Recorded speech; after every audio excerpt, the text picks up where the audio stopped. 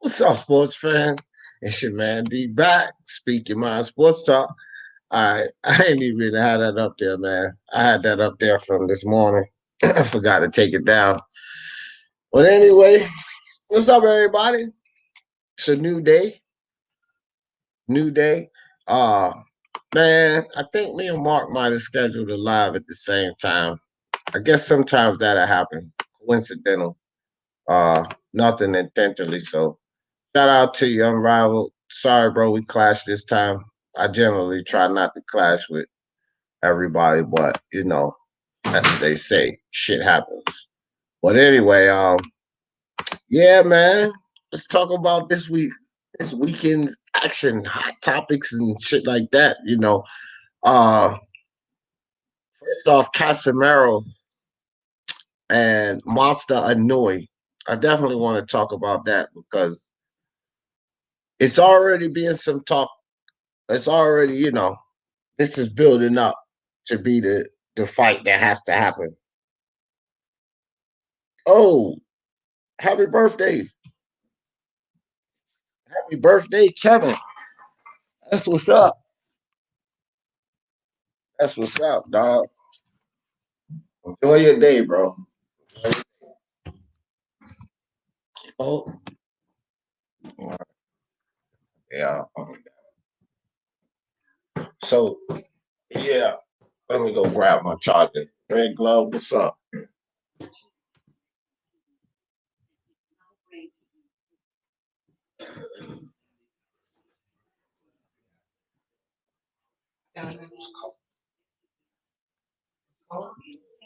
Sit up here. I'm ready to go downstairs. Oh, good. I'm going live. All right, guys. So, all right, I'm back. I'm back. All right, I had my computer. Oh, my computer. Let me see. Who we got in the building? Who we got in the building? We got 300 in the building. Came with ice. Toby Barlett.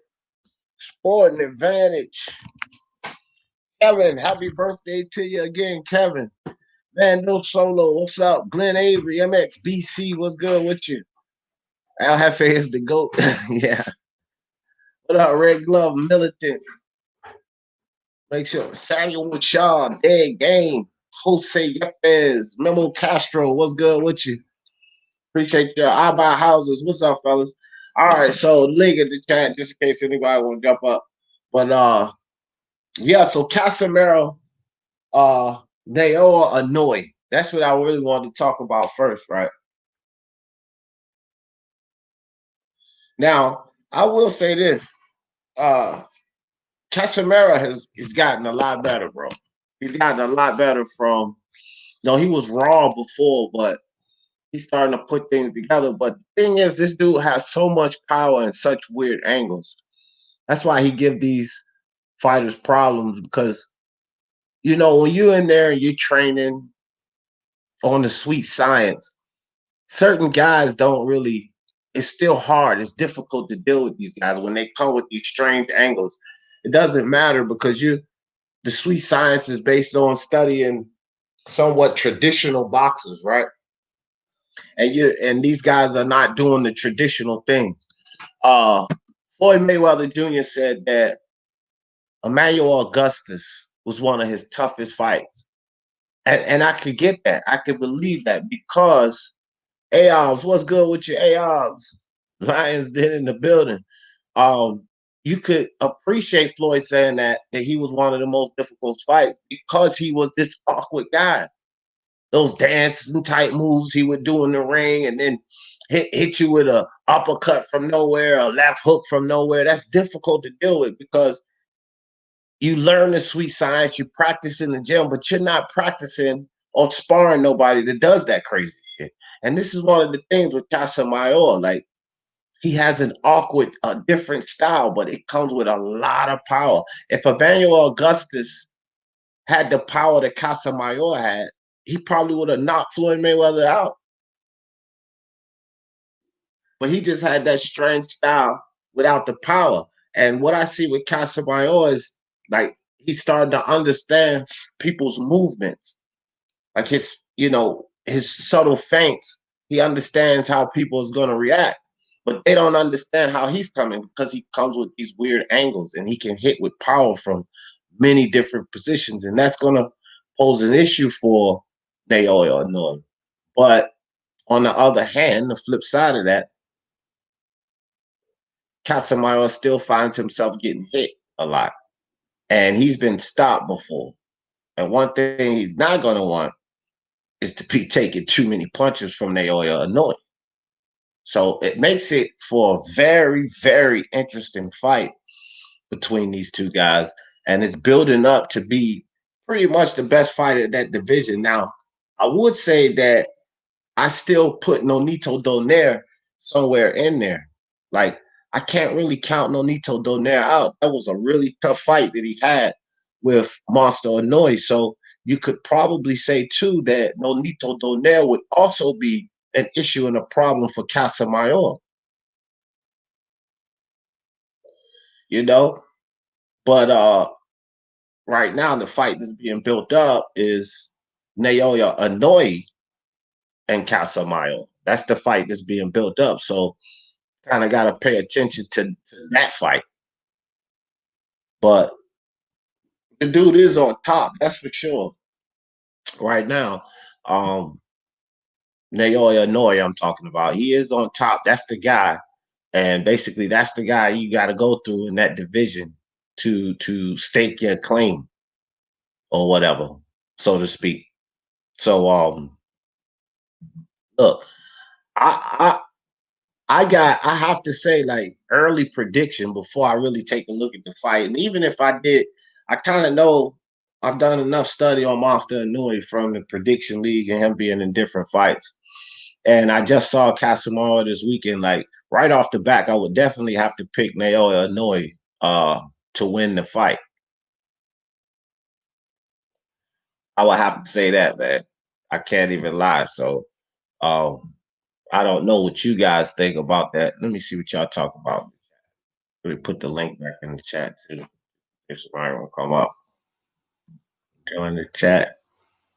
Oh shit, I never did put the link in the chat, did I? Oops. Sorry about that.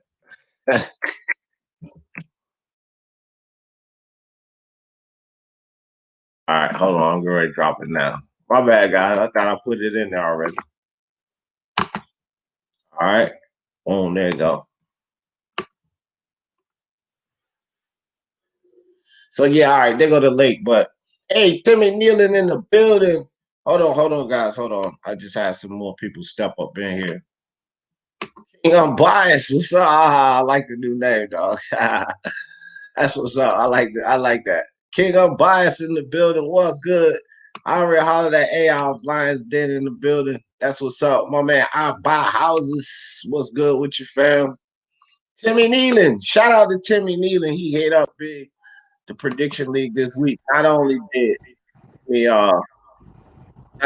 Timmy hit up this week, he got first place, but he hit for the money because they was giving out money. So shout out to you for that, Timmy Nealon. Still don't move, closer to first place. No, I'm just playing. Nah, good shit, bro. Good shit.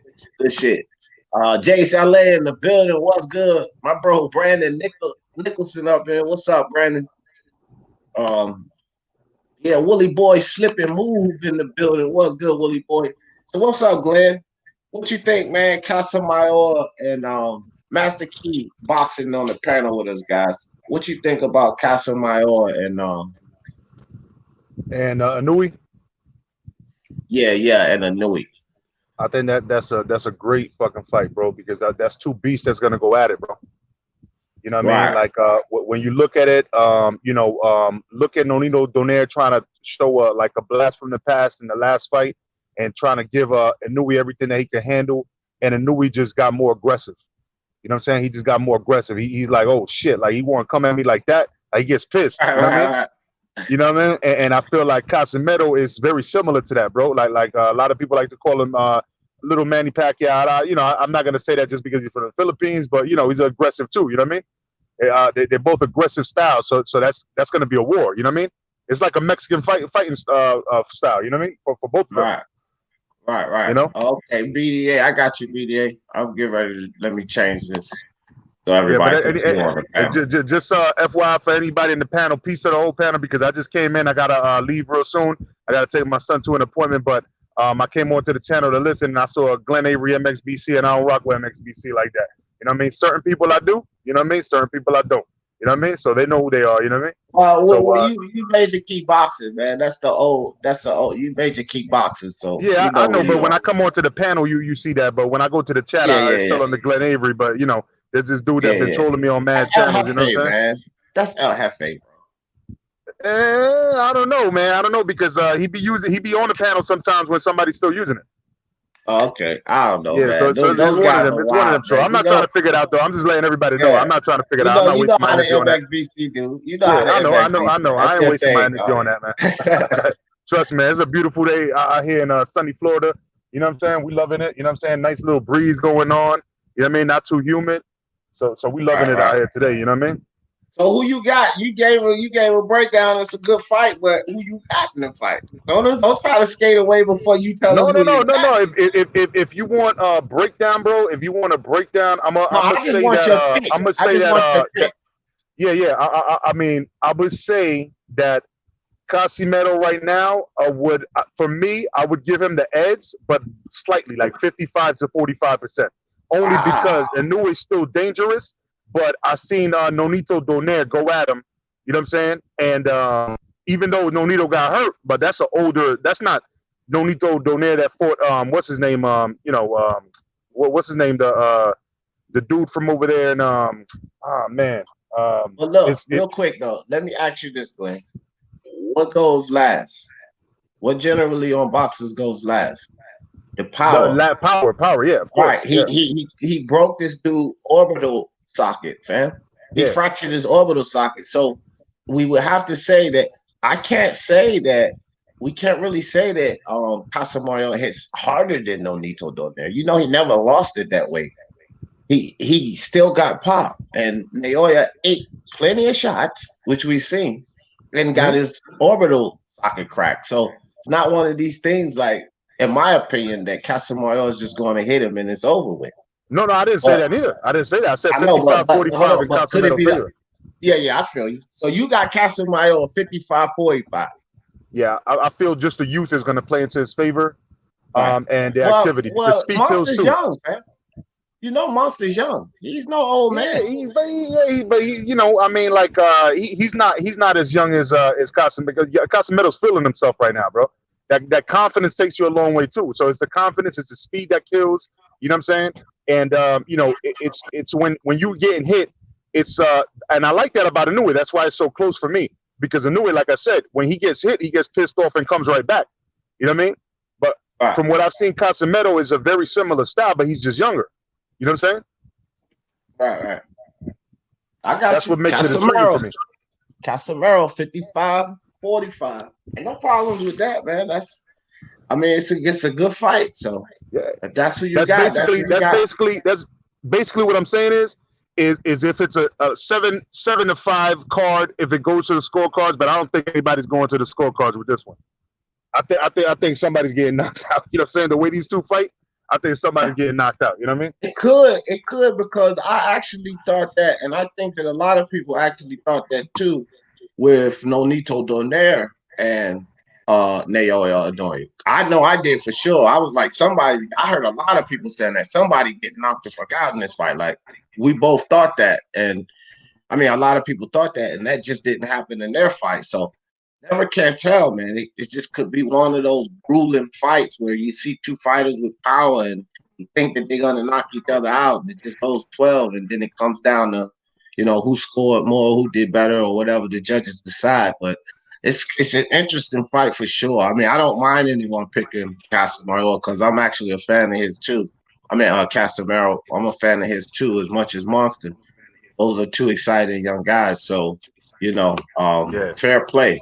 But listen, I was just looking it up, and Casimero's the older guy. He's 31, fam. Really? Yeah. Yeah, he's the older guy. I was thinking I didn't know his age for Damn. sure, but when you say he was younger, that's what made me look it up, and I was like, wait a Yeah, I minute. thought I could have swore he was, man. But you know what? We learn something new every day, bro. He carries himself like the younger guy.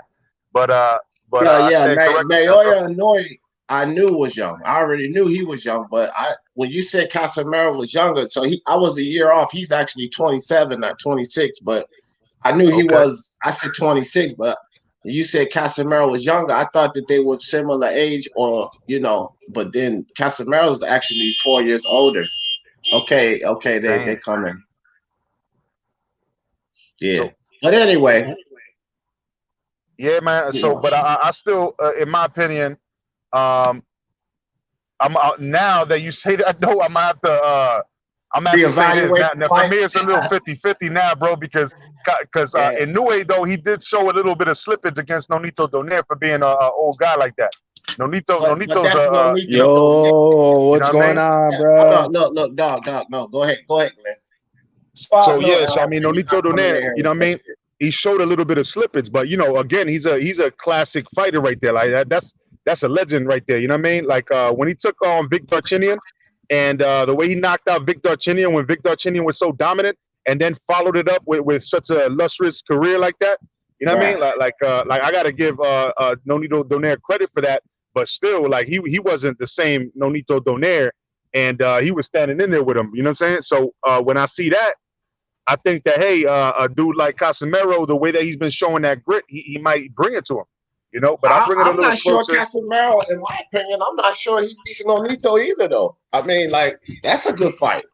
I get sparked the fuck out. Let me say something real quick. Okay, look, Casemiro look, has no. Let me say something real hold on. quick Let me before say you go. something real No, quick. look, El Jefe, my show.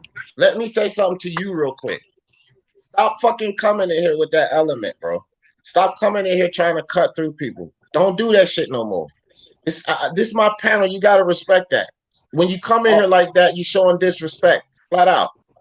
Glenn was all right. talking and you came I'll in keep with that yo shit. Don't do that shit. I'll keep Don't it on the fucking do that low. shit. I'll keep it on the low. But that's how I talk, bro. I'm from the Yeah, streets. You know what I'm saying? don't talk like that on here, bro. Because then when I kick you off, you're gonna be mad. That's disrespectful, and I don't want that. You can conduct yourself. You're not fucking a retard, fam. Don't do that shit. Nah, hold on, bro. Hold on. Chill out, bro. I was gonna say, bro. Fucking Casemiro has been stopped. He's chinny.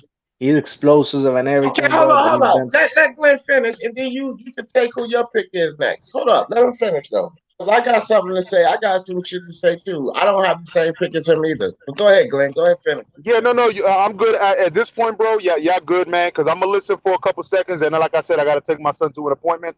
All But right, I'm gonna listen. I'm gonna listen, and if I have something to rebuttal on, then I'll rebuttal. But otherwise, like I man. pretty Shut much your stand bitch my. ass up, Glenn. I'm gonna fuck you. oh my All gosh. right, you All right, see, here we yeah, go. Here we go go. ahead, Glenn. Go ahead, Here we Glenn. go. Now, go ahead, brother. You go ahead and give the rebuttal like an intelligent human being does. You know what I mean? No, I'm gonna let BDA go. LFA's done for the day. He got his rant off for the day. I think sometimes he just want to come in and get his shit off. You know what I mean? Yeah. Yeah, he's finished. He's finished. But anyway, BDA, what you think? Casamio and Naoya Inoue. Well, Casimero, man. I mean Oh, Casamero. I keep calling him Casamio. Casamero.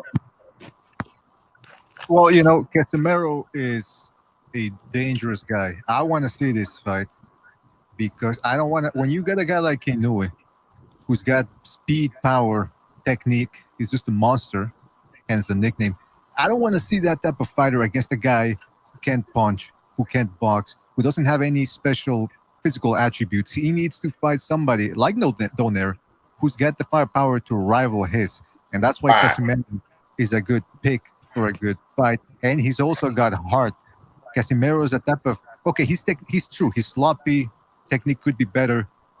He hasn't shown us that he can outbox somebody of Inoue's caliber. But the guy has something you can't buy in the gym, and that's heart. He likes to fight. He likes to take chances. So if I had to pick, I would pick Inoue. But uh, for as long as the fight goes, it's going to be dangerous for him. And one thing I don't like about Inoue is he slips shots, he rolls with the shots in the right hands, but sometimes he keeps his chin up in the air. And if Casimero throws one of those crazy overhand rights of his, the type of right hand that has no real thought behind it. It's just, let me throw it, see if I can catch something. He could catch him, man, with his chin up in the air. So that's a fight that I'm very excited about. So BDA, what's your percentage? Like, if you had to give the odds out, like, what would be your percentage? I would go 70-30 for Inoue, because I think, Inoue is going to do something. I think Inoue is going to, let's not forget, Inoue, it's not just power upstairs. It's he works the body. And there's guys out there.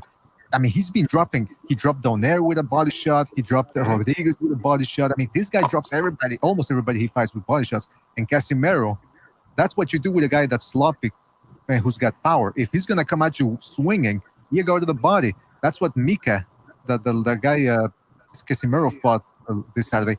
He got into that firefight of you throw one wild shot, I'll throw one wild back at you. That's the inexperience for you. And that was Mika, but that's not Inoue. He's going to counter to the body. Bam, bam, bam. While Casimero's swinging upstairs, he's going to go low downstairs, and he's going to catch him with something, I think. Yeah. I mean, I can't get mad at that. Again, I still see it 50-50, but yo, D, I know that you said that you had a response to it too, because I gotta get off, bro.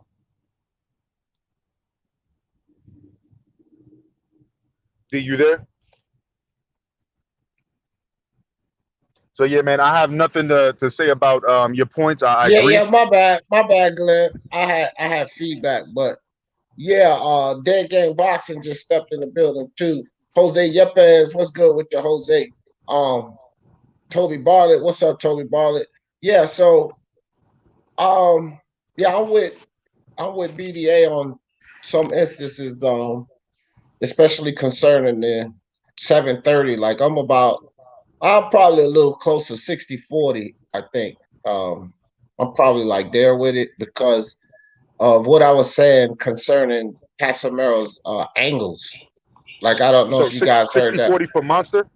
Yeah, for Inoue. Okay, all right. But the thing is, like, I don't know how long you guys been on the panel, but I mentioned Emmanuel Augustus that fought Floyd Mayweather. That used to do all that crazy dancing in the ring and come with these strange angles.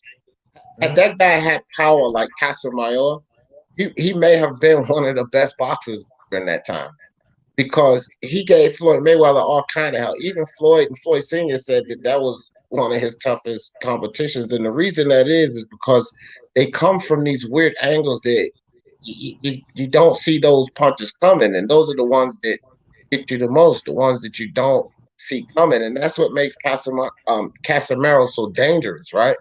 And also what makes this fight so interesting. But as far as a pure boxer, of the sweet science, Monster Inoue is better. He's a better boxer. I mean, there's no question about that. And BDA also mentioned Makai, the fight that Casimero just had. And bro, he was touching Casimero up. He was touching him up, but he just didn't have what Monster Inoue has. What happens when those type of punches from Monster Inoue comes? And I believe that Monster Inoue has the speed advantage in this, right? So what happens when those type of punches come? We're going to have to see his reaction. And as El Jefe said before he got crazy, it's Casimero who's been stopped before. We can say what we want about Casimero's power, but we know that Nonito Donaire had proven power. And although Monster couldn't stop him, neither could Donaire stop Monster with fracturing his orbital socket. So this guy can take a punch. So it's not as if Casimero's going to come with one of these wild punches and then that's going to be it. No, he's proven he can take a punch. So I think that Monster has the advantage because he's quicker, he has the better skills, and they're both hard hitters, not just one guy. You know what I mean? They both hit extremely hard. And another thing that BDA said, at both levels does Monster do it, to the body and upstairs. So it's just a dangerous fight. And I got to choose Monster, probably like 60-40, because Casimero could hurt him and potentially put him away because he just has these weird angles, man. Just these weird angles. Yeah. And if I may make my last point, because I really got to get off right now. And peace to everybody. Thank you for having me on, D. But my last point would be this: that the same thing that you said on the flip side, right? On the flip side, when it comes to Casimero, he's gonna throw more punches than Nonito did at his old age. You know what I'm saying? Because Nonito was landing, but he wasn't really like trying to like capitalize on everything. You know, even though he was showing some heart, you know, for his old age or whatever, he was getting caught to the body. So I understand what you're saying about the body, about Inoue. Right, You know what I'm saying? right. That's very dangerous. That's why I got it so close. You know what I mean? I got it so close because of that. One more Because thing they, before you leave. One more thing before you leave. That's where the yeah, sloppiness comes in. Because he's going to throw more, but he ain't going to land more. And when he missed those looping shots, what might come behind it? That's what you got to think about. So he's going to throw more, but he's not going to land more. yeah. I mean, you know, that we will see, you know, and that's what makes the fight intriguing. That's why we talk about it, right? Right, right. You know what Yeah, I'm no saying? doubt. I love the fight. I love the matchup, bro. I really love it. You know what I mean? We've been waiting for that. That's actually that's one of Punch's like most favorite that he's been waiting for. You know what I'm saying? Like you know, Right. me personally, I'm waiting. I'm waiting for Canelo to fight Jamal or Plant. You know what I'm saying? But Jamal has to, you know, obviously move up. But everybody keeps talking about it. So yo, he said he wanted to move up, so let him move up, and you know, then it'll be Jamal versus Canelo, Jamal versus Plant, Jamal versus whoever, or Canelo versus any of them. I would want to see him make his money right now. I want to see him earn that money that he's making, and I want to see him fight. So for me, that's what I'm waiting for. I'm waiting for the day that I hear, hey, Canelo signed a deal. And who is he fighting? I don't want to hear Abney Yildirim. I don't want to hear this bullshit ass name. I don't want to hear that bullshit ass name. I want to hear one of these top contenders, and I want to see what happens after that. You know what I mean? No doubt, no doubt. So, But so I'm a chime off, man. But yo, I appreciate you having me, brother. all right, no doubt, Glenn. All Anytime, right. fam. So they game boxing in the building. What's good? Again, what do you What's think good? about this Casimero Inoue potential matchup? I think it's a beautiful fight, man. And look, man, the way boxing has turned after the corona, I'm loving it, man. I think it'll be a good fight. I'm going with the Japanese fighter. I'm going with the monster. I think it'll be a great show for the fans, though. I really got on. I wanted to ask you a question about something else whenever you get on the topic, but I got the monster. But I think it's going to be very good. International fighters. I, um, I think it'll be good for boxing.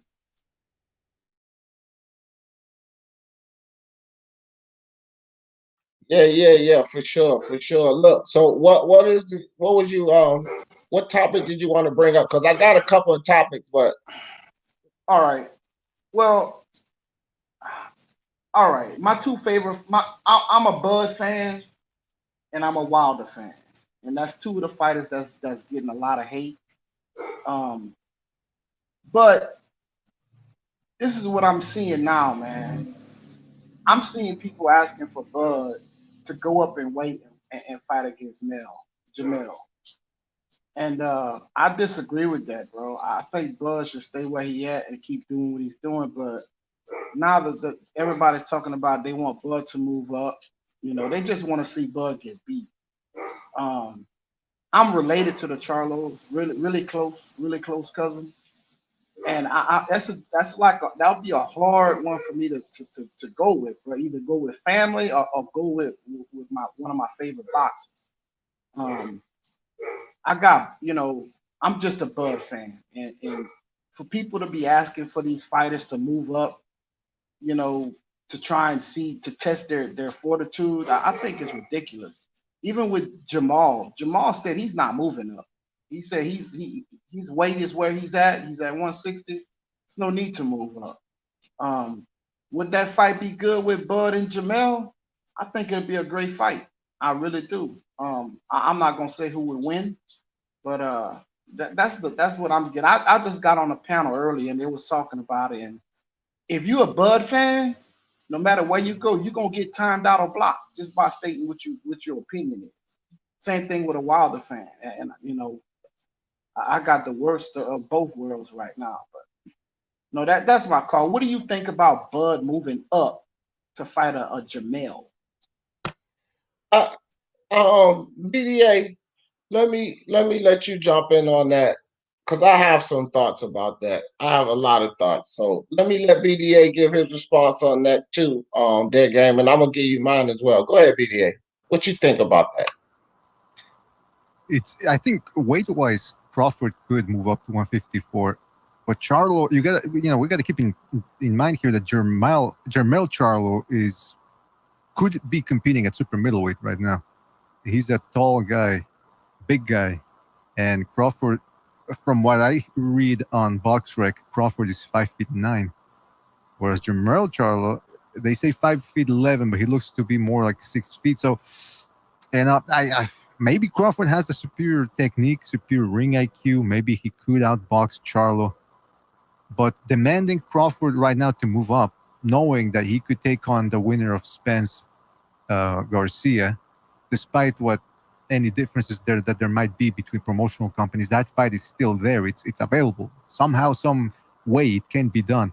So why would people pressure Crawford to move up? It's if you're gonna. My thinking is this: if you're gonna pressure Crawford to move up, might as well pressure Spence to move up as well, because he's just as big, if not bigger, than Crawford, in my opinion. I mean, I don't know. I'd have to see them side by side, but Spence is a guy who's been struggling to make weight, as per his own words, even though he blames lack of training for it.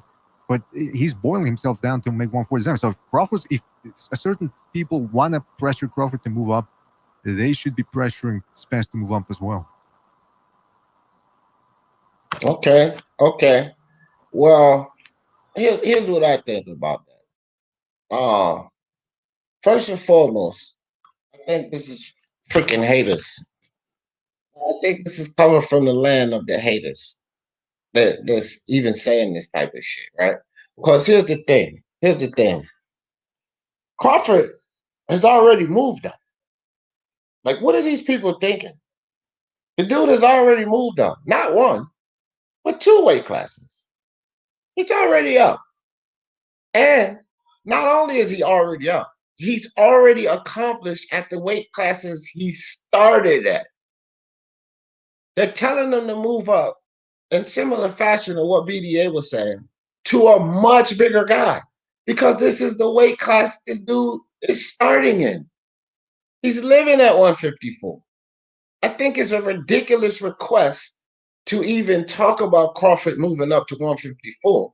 The request should be the guys at 147 to step up to the motherfucking plate. That should be the request. It shouldn't even be any request. And as BDA said again, if there's any request at 147 for someone to move up, then it should be Errol Spence and Sean Porter, because those guys are big for that. It shouldn't even be Terrence Crawford. Like, why are we even talking about Terrence Crawford going to another weight to prove even more? Because he's the guy who has proven. He's the guy who's moved up already.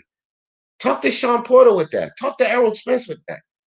Don't talk. And I'm a Spence fan, not even a Crawford fan. I like Terrence Crawford, but everybody knows I'm a Spence fan. And it's just a ridiculous request. And I think that it comes from people that have disdain for Crawford or are just super Spence fanboys. That's what I think it is, their game. That's my opinion on it. Well, I'm gonna tell you, they have a disdain for Crawford. Crawford is the type of guy he's not in the limelight. He do his thing. He's a homebody, So Right. if Crawford don't want to jump on your panel and chop it up, man, that's his business. That's the whole problem. They want Crawford to fall into their traps. And I would suggest Crawford keep moving the way you're moving, fight whoever they put in front of you. And you know what I'm saying? You there, man. Like I say, I tell everybody, look, to be undisputed at 147, you have to beat Crawford.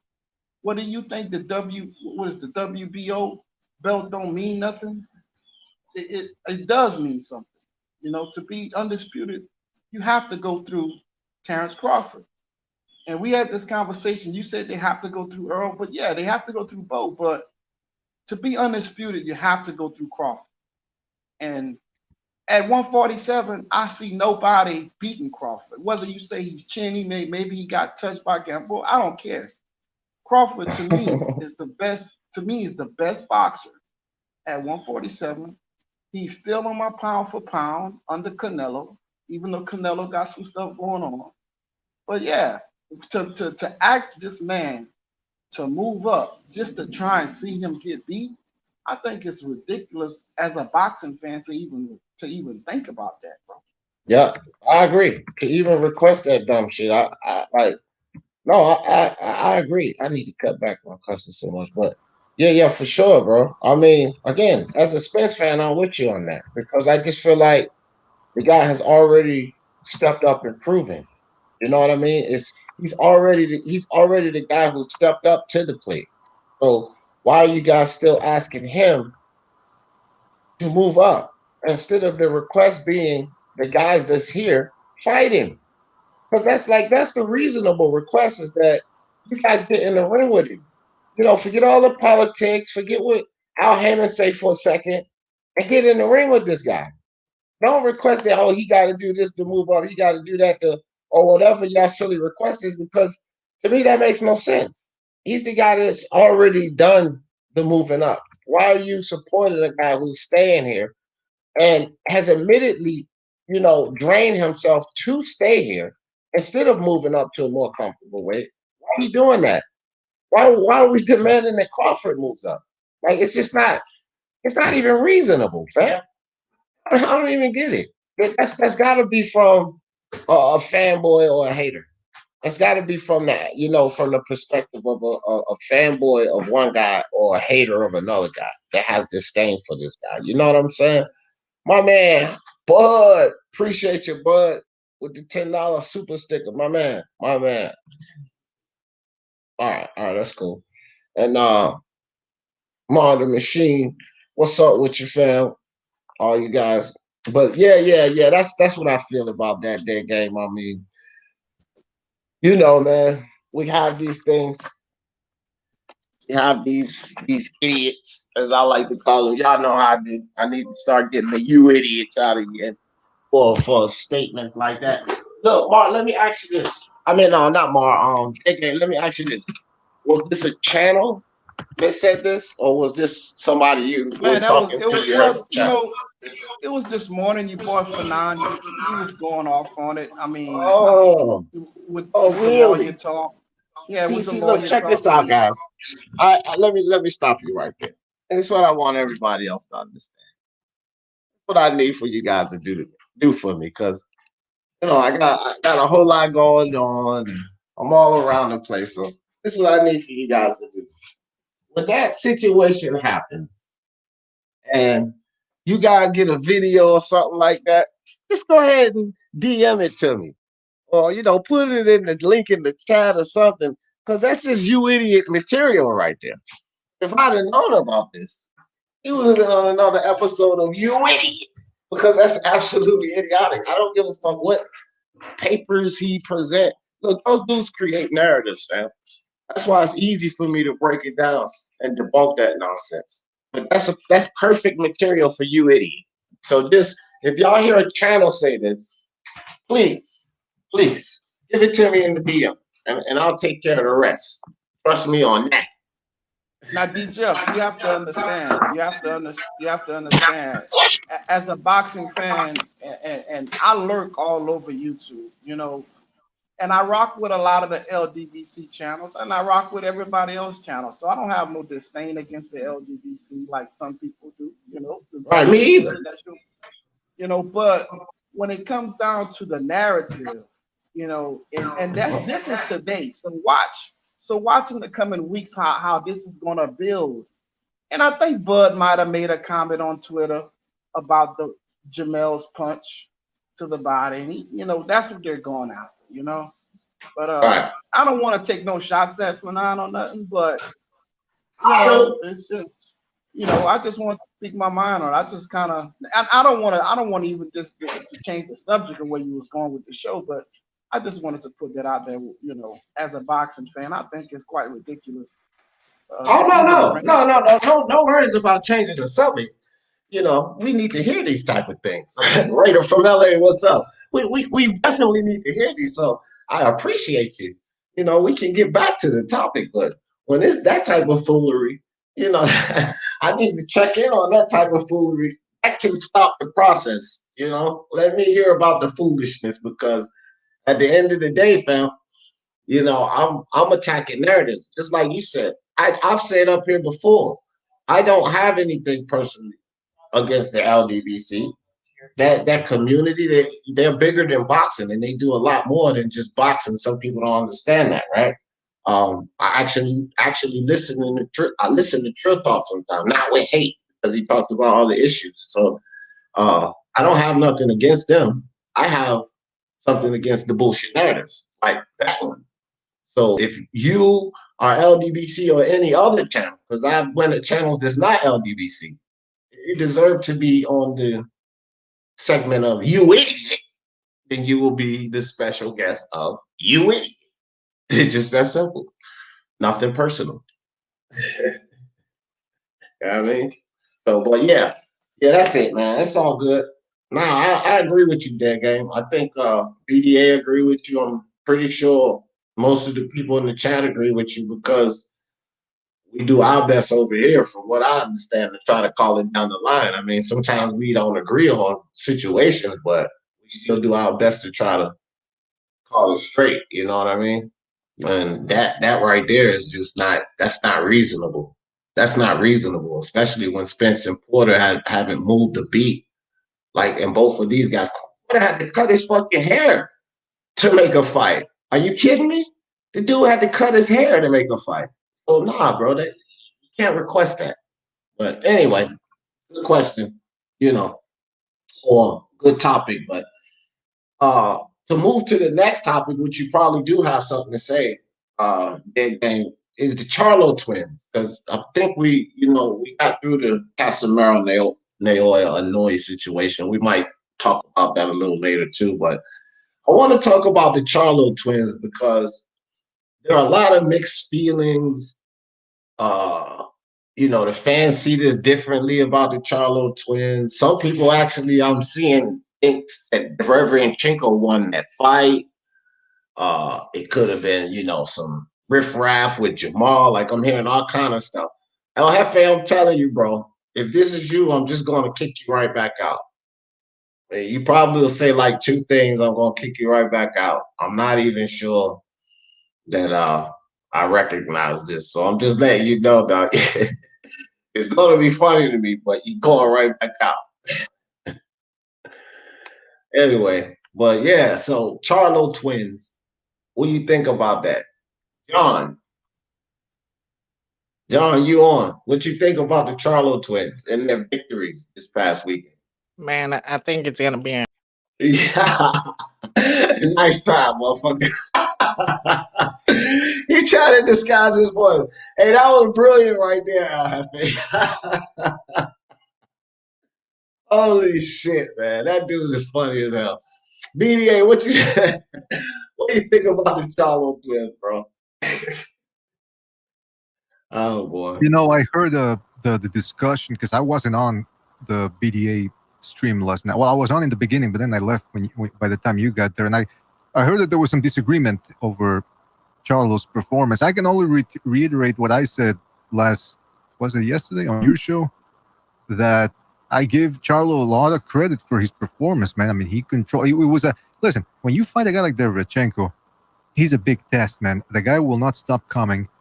He's got endurance and stamina. He fought Golovkin. Golovkin couldn't put him out. Jacobs is another hard puncher. Couldn't take him out. This guy is not. If somebody's going to take him out, it's going to be with one monster of a shot, or it's going to be with a body shot. But other than that, if you don't get him out of there, he's just going to keep coming and coming and coming. So Charlo did what he had to. Now, do I think he lost the fight? No.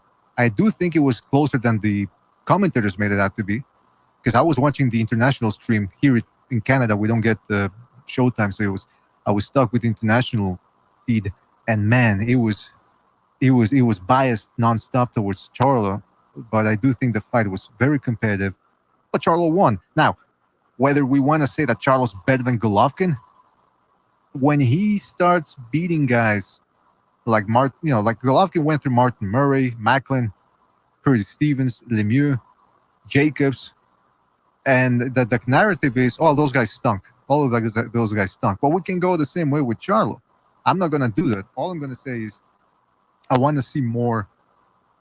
Sorry about that. I want to see more from Charlo. I want him to keep up this pace. I don't want to see him go back and fight top 20 contenders. He's got to take on top 10 now, not top 5 even. Because if we're going to raise the standards for this guy, and we can't let him, excuse him for fighting bums. I'm sorry. Now, Charlo is very good, like I said. And the reason why I and others have been tough on his opposition, like the rough, is because I see the potential he has. If he was just another fighter, I would be like, yeah, okay, keep fighting the guys you're fighting. But I have high standards for him, and I expect him to meet them. Now, okay, it sounds pretentious for me to say that because I'm just a boxing fan, but guess what? We boxing fans are the guys that are paying for these guys' salary. If they want to become famous, they got to win us over. And you cannot win us over by fighting mediocre opposition.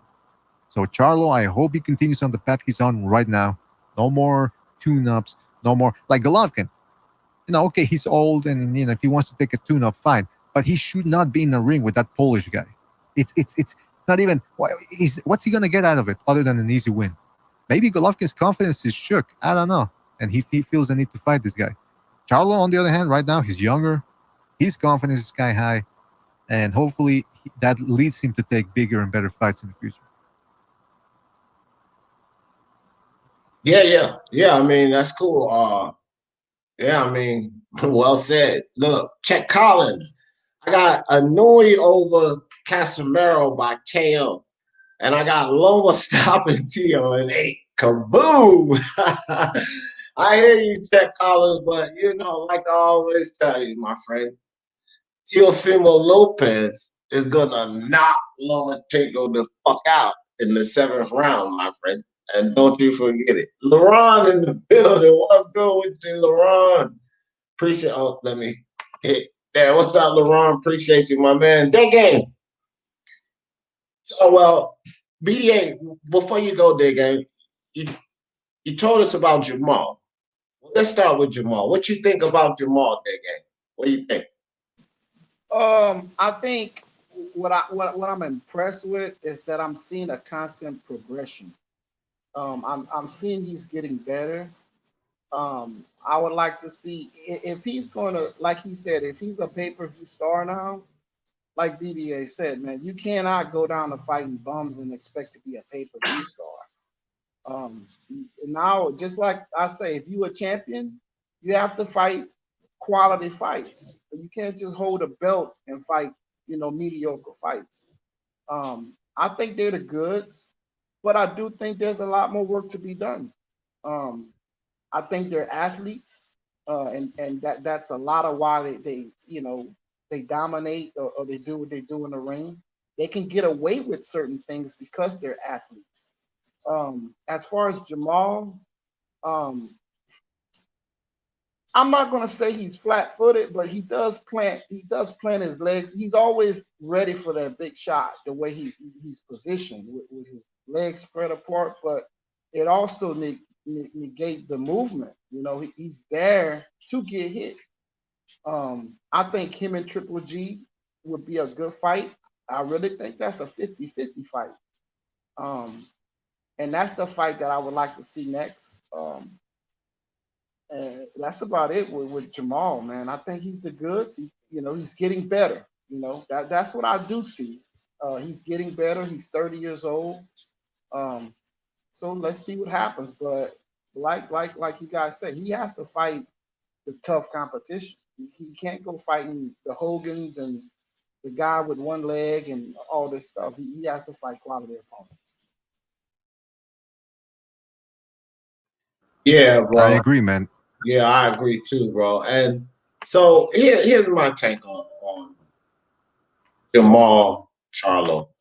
Uh, I just feel like some people are reaching, like it's this disdain. I mean, for these guys and the way they've moved, and they're reaching. In my opinion, and they're trying to find reasons to either discredit him or not give him the full credit for his performance and what he proved on that night. Now, I know this is an older Derevyanchenko, right? And so what I hear, like I'm hearing over and over again, is the older the Reverendchenko, but he won't do GGG like that. But isn't GGG older as well? So then after he beats GGG, will it be the same nonsense all over again? You see? Anything to discredit a guy instead of give him the credit. You guys wasn't saying the Reverendchenko before he fought him, because a lot of you guys thought that he could beat him. And then there's even some people who probably thought that he could beat him. It feels like the Reverendchenko was robbed. But I think they feel like that because of their emotions on the fight. Facts are, I seen a Jamal Charlo win. Period. That's just what I saw. And so with Jamal Charlo, if you ask him to step up to a top 5 guy, you ask him to still get in there and win and not do it against Brandon Adams or Dennis Hogan. If you ask him to do these things, if he show you things that he generally doesn't show, because I don't care what anybody say, he showed more head movement and ability to escape punches in that fight than I've ever seen him show. He showed some nice lateral movement steps. He changed levels in that fight. He showed things that people, people calling him a one-trick pony. He only comes with the 1-2. He only comes with the 1-2. Well, he showed us a lot more than just that in this fight. And since you guys would accuse him of being that, then maybe you should be honest and say, well, yeah, he has a lot more than I gave him credit for. And stop with all of this nonsense about he's a leftover of this guy, or he's over the hill, or he wasn't himself in the fight, or whatever. Just say that Jamal Charlo showed you something that you didn't believe he had. Because if he goes and he beats Triple G, then what is it going to be? Well, the Reverendchenko really won that fight, and he took a lot out of Triple G, and Triple G's old anyway. Let's see Jamal do it against this guy. That's what I'm taking. You know what I mean? Well, there's always going to be critics, man. It's like what Dead Game was saying about Crawford, that people are saying, oh, he should move up. There's always going to be one guy saying this person should move up. Forget about cleaning out that division. He should move up several weight classes. Otherwise, he's not great. There's always going to be people saying this opponent was crap. This opponent was old. Let's look at it like we're doing, objective. Derevchenko, yes, he had 2 losses against the best opponents he's faced. Let's take a look at the performance inside the ring against those opponents. It was competitive. It was very competitive, especially the Golovkin fight. So to say that he was finished or old, I don't buy that. That being said, you mentioned also the Charlos being disliked. This also falls on the fighters, man. Because if these guys want to act like a bunch of coked out gangsters outside of the ring, they're gonna be pissing some people off. It's gonna put some people off. They're not gonna want to root for the guys. It's like with Devin Haney, when he made the comments about I would never let a white guy beat me. It's like and people, there was a backlash towards that. I didn't take those comments seriously, because he's just talking off the cuff. And I've been in the gym, people, that's a way of breaking balls. You say things like that. So I didn't take it too hard. But some people were excusing it and saying, oh, it's because I don't know where they found this evidence, but they said, oh, he only said that because he wants to play the bad guy. He wants to be the next Floyd. If that's the case, again, there's no evidence to indicate that was the motive. But if that is the case, then a guy like Haney couldn't be able to complain later on when he receives hate, because he himself was planning supposedly on being the bad guy. And it's the same thing with the Charlos, whether they're planning it or not. They come across as abrasive. They come across as very emotional. Charlos, they get into beefs with other fighters through the internet, and then they refuse to touch gloves after the fight, which is okay. You beat one guy, it should be over. You should be the bigger man. No, they still want to hang on to it. So I understand the hate that white people would dislike them. I dislike them outside the ring, but I can separate that from the skills they show, the quality they show inside the ring. Right. And I do want to see the Golovkin fight. Just real quick, I want to see the Golovkin fight. Yeah, Golovkin's old. He's not as active. He doesn't have as good a volume of punching as Derevchenko. He's not as quick as Derevchenko, but he does have a better jab. He does cut off the ring better, and he's got power. That power is still there, man. And Charlo has displayed a good chin so far, but I want to see how he reacts against Golovkin. I would give him a lot of credit if he beats Golovkin, man. If he beats Golovkin, there's no excuse, man. But again, you gotta and that game, you gotta keep in mind, there's always gonna be somebody that's gonna come and say Triple G was old, he was finished, blah blah blah. Right, but Next see, week this again. the thing, BDA. I don't like if one or two particular, you know, people say that, that's fine. But I'm hearing this in different places. So I don't, like the narrative like their game brought to the table, crawfish should move up. Okay, I don't care what one person says. That's absolutely ridiculous. But I'm hearing this from different people. You understand what I'm saying? So I just feel like those people cannot separate the disdain that they have for this guy and his personality or what he does outside the ring and disassociate that with boxing and what happened in that ring and in that fight. You know what I mean? That's where I'm coming. It's not about one person. I don't really get tied up into one person, what one person says. Again, unless it's a channel host, because the reason I take that differently with channel hosts and generally put them on the "You Idiot" segment, because they're speaking to a lot of people, right? So they're putting this out to a lot of people. It's just like I have "You Idiots" about people that's not channel, like Tyson Fury was on a "You Idiot" because he's reaching a lot of people. So I had to put Tyson Fury on a "You Idiot." But if one particular person says something, I don't give a shit. People can have their whole mind and ideas about. I don't care. But if it's someone that's going to reach out to people and you're putting this garbage out there, then I want to speak on it and put what I guess you assume my garbage is. My garbage is going to be based with facts and objective perspective on it, not just one-sided perspective. You know what I mean? That's the only thing. That's where I'm coming from. Let me say But one thing about that, Jeff. yeah, well, real quick before you go, real quick there, gang, because I want to read this by Demon Squad. He said Andre and Charlo both need to fight each other and are fresh. They haven't had any harsh fights that should be a good match. Well, Demon Squad, I would agree with you unless Charlo did not just fight the Reverend Chenko. So now that heat and that comment, in my opinion, only has to go to Andre now because Charlo just had his fight of a top five, and he defended his title well at this point, which Demetrius Andre, that won that in a vacant fight, did not. See, Charlo got his handed to him, but he defended well. Demetrius Andre won in a vacant fight, which is better than getting it handed to you, but he ain't defended well. So that onus needs to go on Demetrius Andre at this point.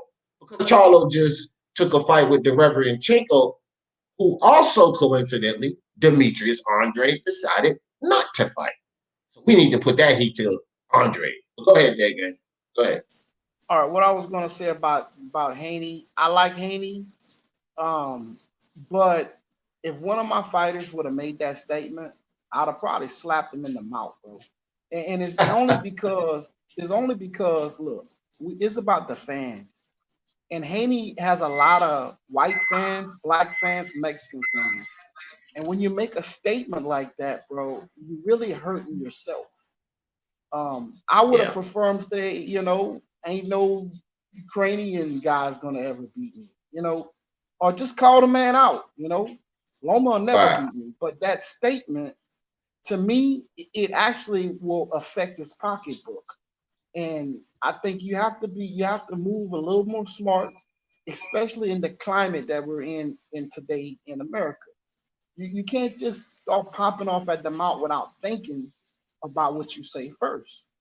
So that comment, bro, I'm not gonna say it irritated me, but I could see where if I was white and if I was his fan, I'm not gonna be his fan no more, bro. It is what it is. Right. But Yeah, as for Haney, he's a talent, but he just needs to watch what he say and just fight, bro. You don't have to make those type of statements, to get clout or whatever he was trying to get, or he was feeling himself, I'm not a coon. I don't know, I'm not a coon, but not over here, Dagan. Don't worry about that type of talk over here. We don't get down like that. Because if you I'm were, just saying, then I would be over 100 times already. No, but as a business move, I think it was not smart, bro. That's just my opinion, and that's what I want to say. Yeah. I agree. Laurent said the Charlos are looking a little better in the sport after this weekend. No backward steps. Yep, that's a fact. That's a fact. The Navarrete that Floyd, the narrative that Floyd Navarrete. I was thinking about him and fighting Luis Neri. I would like to see that, but the narrative that Floyd is the bad guy is some BS. Yeah, man. I mean, outside the ring, again, they can't disassociate what happens outside of the ring and what he brought to boxing with him beating up women and stuff like that. They cannot disassociate, and that's just where people go wrong. You know what I mean?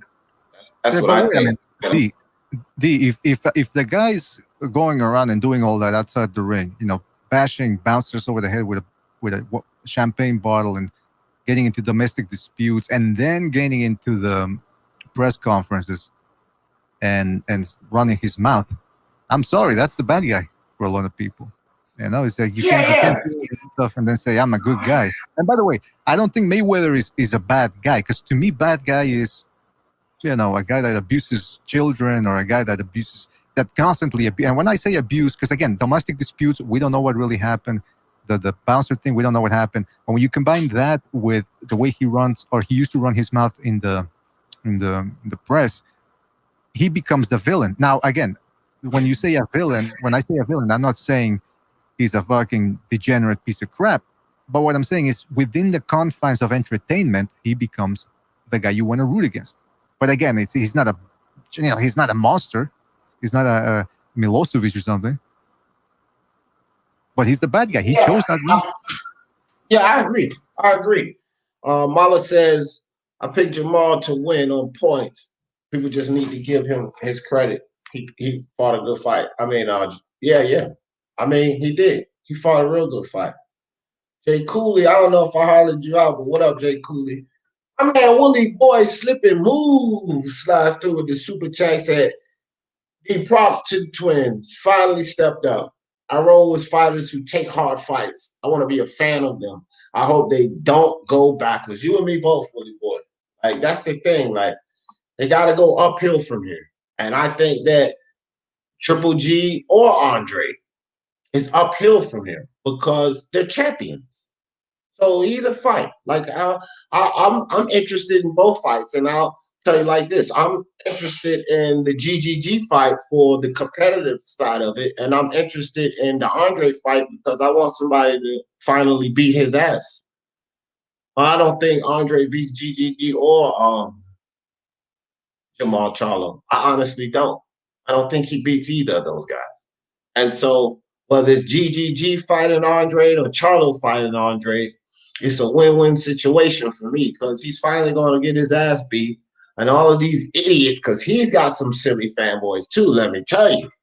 The way he deserves this and he deserves that. He ain't done a damn thing.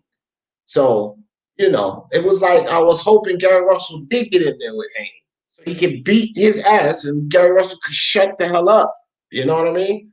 That's how I feel about Andre. But yeah, no doubt.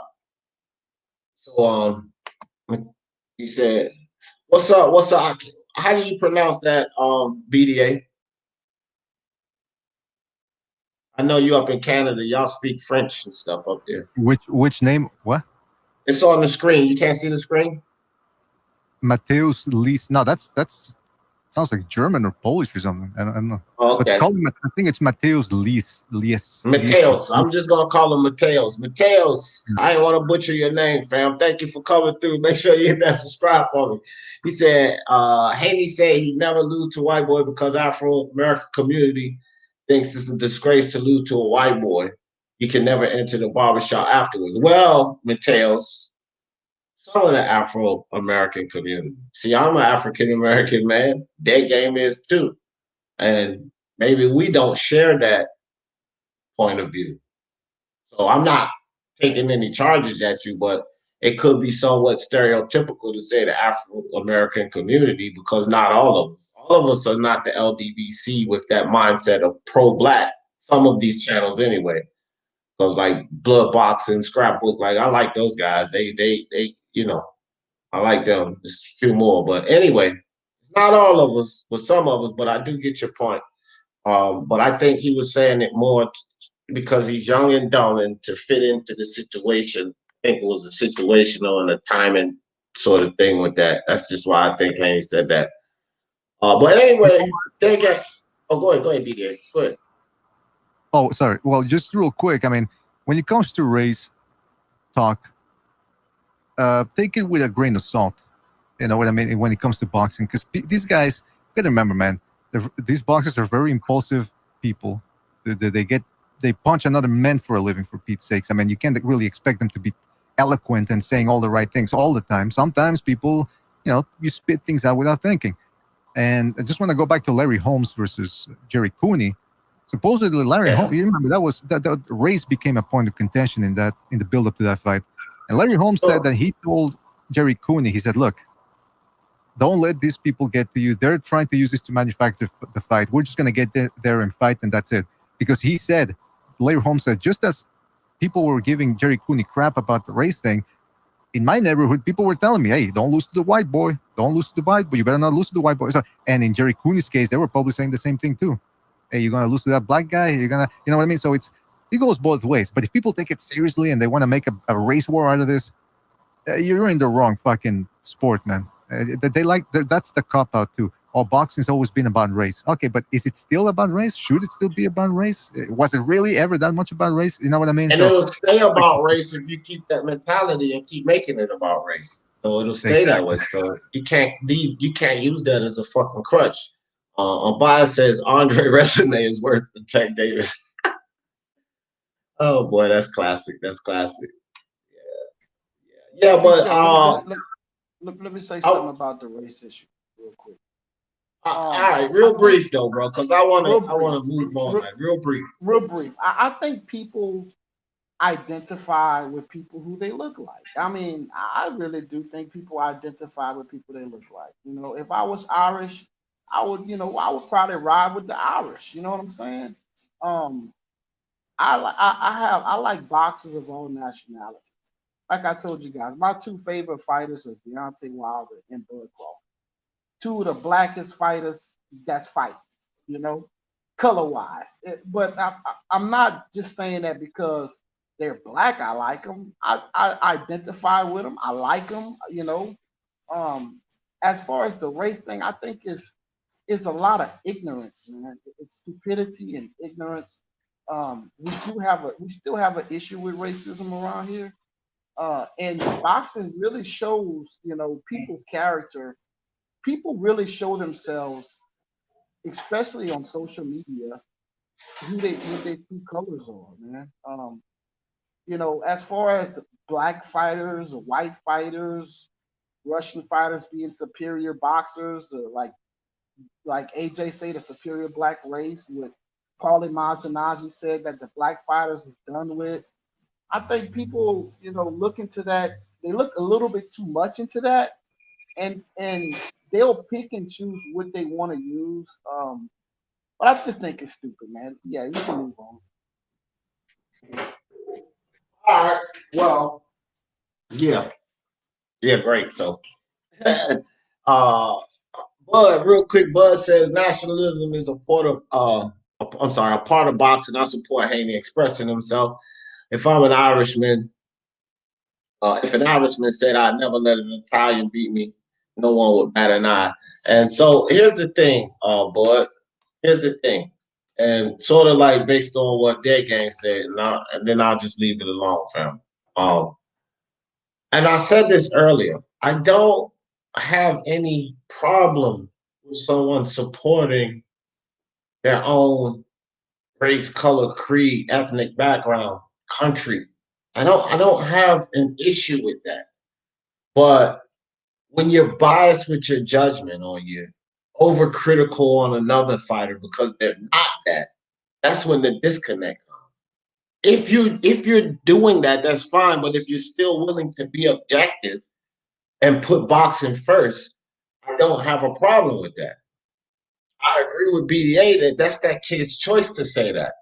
I don't really I'm not gonna say fuck Devin Haney because of that. And I always support him as being a good boxer. I don't like the fights he's in. I don't really care about a lot of that stuff. I don't think that makes him a racist. I just think it was a stupid thing to say because, like BDA said, you could lose a fan base saying that. So I don't really It's not that. But when you start to separate, or if you, like Errol Spence said, I can't get down with nobody who go outside the grain and vote outside of American. And fuck that, bro. Like I can't get down with anyone who would just uh root for a boxer just for that reason. Like that means you're not showing no objectivity. You're just saying because he's American, you're gonna pull for him and he's gonna win.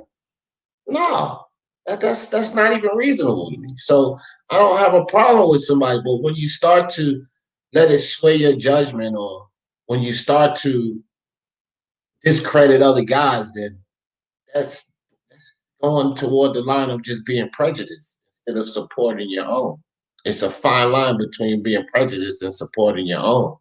And that's where people get it twisted.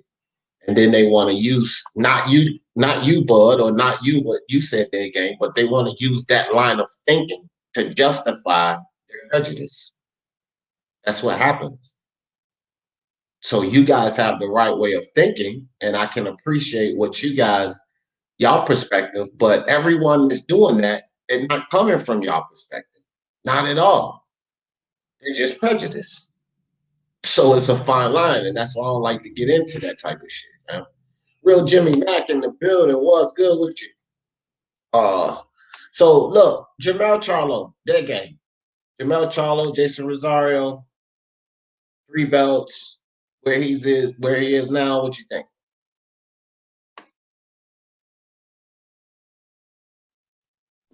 I think he have to go after the other belt, man. I think I was just looking at BoxRec. That's why I didn't come on that fast. But Patrick Teixeira, the Brazilian guy, I think that's the next move. Arislan De Lara got the IBO belt.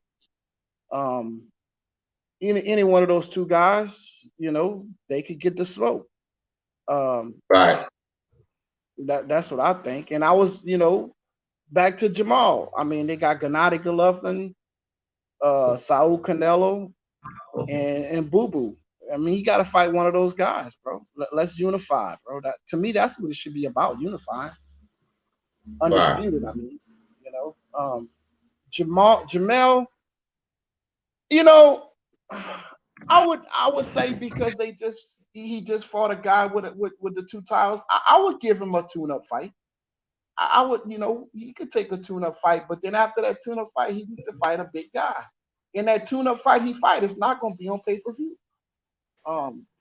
So, I just think they need to just keep fighting competitive fighters. They're really good. Just keep proving themselves. They're young. Just keep fighting, man. That's all. I think just keep fighting. They the goods to me. They have a lot of work to do. I think the way he was bending his head down, somebody would have caught him behind the ear. I keep saying that. I just thought he was going to get caught when he kept getting hit behind the ear, the way he bent his head down. Somebody's going to see that. Similar to the way Lubin was bending his head down. Same thing. But old boy just couldn't catch him. But just keep fighting, good fighters, and just kind of, at 30 years old, I think they're getting a little bit more humble. I would like to see that, just keep rolling, bro. That's it. Right. Yeah. I mean, Rosario, in my opinion, he did find him a couple of times. He actually hit him behind the head. Jamal and Jamel they got hard heads, bro. Big hard heads, thick chins, and they're hard. They're hard to hit and hurt. Really, these kids, well, not kids, but these guys they're tough. Shows the crack. Basically, they're very durable. So he got found. He did get found. But Rosario hit him with a couple of shots. He just couldn't hurt him and capitalize on it, is what I think. Jimmy Mack, Jordan Timpiani, I just seen you guys step inside the building. Joel Lopez, what's up with you, fam? Ralph Unreal, appreciate you coming through. Boxing Finesse, my man Finesse. So, yeah, BDA, what you think? Jamel Charlo, the credit he deserves, the whole song and dance. What do you think about Jamel, the narrative going on? Whatever you want to say. Charlo. I can't add more than what that game already said, but I will say 154 pounds. He is the king right now. He seems to be the most durable of most of the top guys here. But that division is good, man. You got punchers, you got boxers, you got volume guys. And I think it's anybody's game at this point. I think Charlo could very well get outworked by a guy like Castano. Or maybe Lubin, if he keeps his chin tucked in, he could unbox him in a rematch. I mean, you just never know. But for the moment, Charlo did show. I like how he set that trap against Banana. I think he knew he was going to catch Banana at some point. But he was getting outworked, man. So there's some good, there's some bad. If he keeps improving, then that's going to make him the better fighter. But I think at this point, when it comes to volume punching, the mold is set in that regard. And but 154 pounds, man, it's a great division now. Even though there's no big pay-per-view name, any fight in there between the top 10 guys would be entertaining or at least intriguing. So I'm very happy with this division. And by the way, I had to jump off. I'm gonna go say hi to Mark. But thank you for having him on the show, and shout out to Dead Game as well. And take it easy out there, fellas. Peace out. Peace All out. right, I appreciate you, BDA. You're always welcome, fam. Appreciate you. Thank you, man. Thank you. All right, bro. So I'll say this, yeah, BDA made a lot of good points as well as you did, game. You kind of summed up a lot of things, but I don't know that Castano or Textera has what it takes to be the guys to put Jamel out, because you can outwork him, but eventually he is going to find you. And as far as the only other thing I wanted to speak about on what BDA says, because I don't think Castano or Textera has a chance, and I think that it's inevitable, especially if Castano wins. I think 4-belt undisputed is inevitable for Mel Charlo at 154 because Castano's PBC. So if he beats Textera, it's almost a gimme. I'm pretty sure Floyd and them sets that fight up. And then again, who knows? Because Floyd might not like guys outshining him. You know what I mean? But I think it's an easy route for Jamel, and I think that he can beat Castano or Textera, no matter which of those guys are the winner. But I wanted to say about, I don't think it's set in stone his output, because sometimes even at an older age, when guys see, the thing is this: if Jamel worked the body more, and he found that he was effective with that, if he pumped his jab more and found that he was effective with that, then it could spark a confidence for him to do it more. I don't understand why he doesn't do it more, because he's durable, right? We should really give him the confidence to do it more. But I think that could change, with some good sparring, working on that, taking those shots and seeing the way that he can hurt guys. I think that could build a confidence, and some of that could change. But outside of that, I agree with basically all you guys said. You know what I mean? Jamel, and in my opinion, he definitely deserves his credit. I know that knockout looked weird to a lot of people, but sometimes in boxing and all the combat sports, you just take these shots and it doesn't look like it would be that effective, but they just simply are. And, that's what I feel. That shot, Banana was coming into that straight to the body.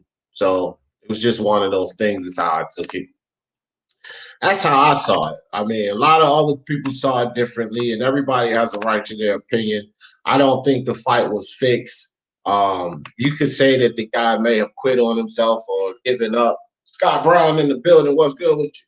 But that's as far as I would take it. I don't look at no fixed fight or none of that type of stuff. And I haven't really heard too many narratives, at least BS narratives about Jamel, because I think the consensus all around the board is that this guy could be the one to clear out 154. And that game, I will tell you this. I ain't really concerned with that IBO belt. That's secondary, man.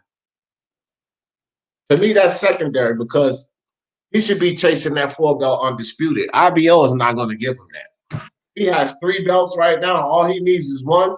I wouldn't even waste time with that IBO shit, because we're talking about legacy versus chasing the IBO belt. If he captures that IBO belt, okay, whoop-de-doo. Versus him capturing that belt from Castano or Textero, that puts him at a place where only 5 other guys have been there.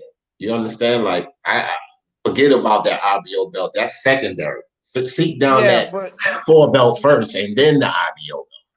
nah, but look who has that IBO, man. You got Laura. Laura's a Cuban monster, bro. I think Laura and Jamel would be an awesome fight, bro.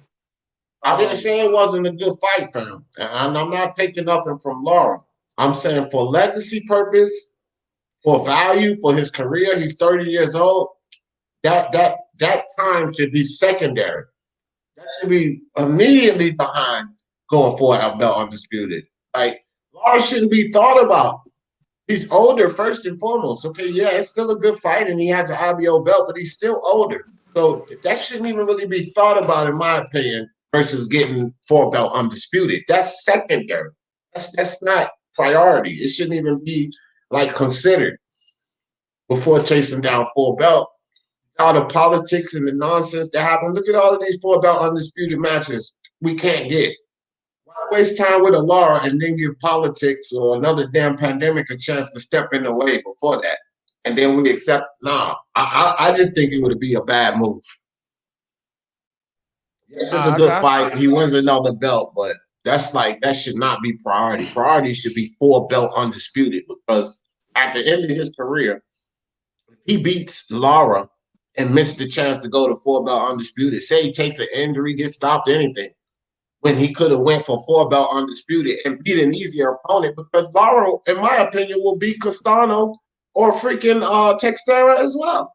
I agree. I agree. And that's my whole you thing. know, So why not? Why give that up and go fuck with Laura? Like, why do that? and I'm gonna say why. When you want to be great, you have to dare to be great. And maybe that belt is not a big time belt, but that's a big time fight. I mean, and he's young, and if he is the goods, he's gonna do what he needs to do, and then go catch that other belt. I mean, I Okay, but say you're what talking about being great and giving up potentially 4 belt undisputed. Because again, you're not factoring in politics, fam.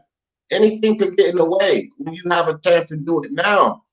Laura shouldn't be priority. Like, I'm not going after that fight when you can get 4 belt undisputed. Like, we can't talk about being great and then just act like 4 belt undisputed doesn't say that.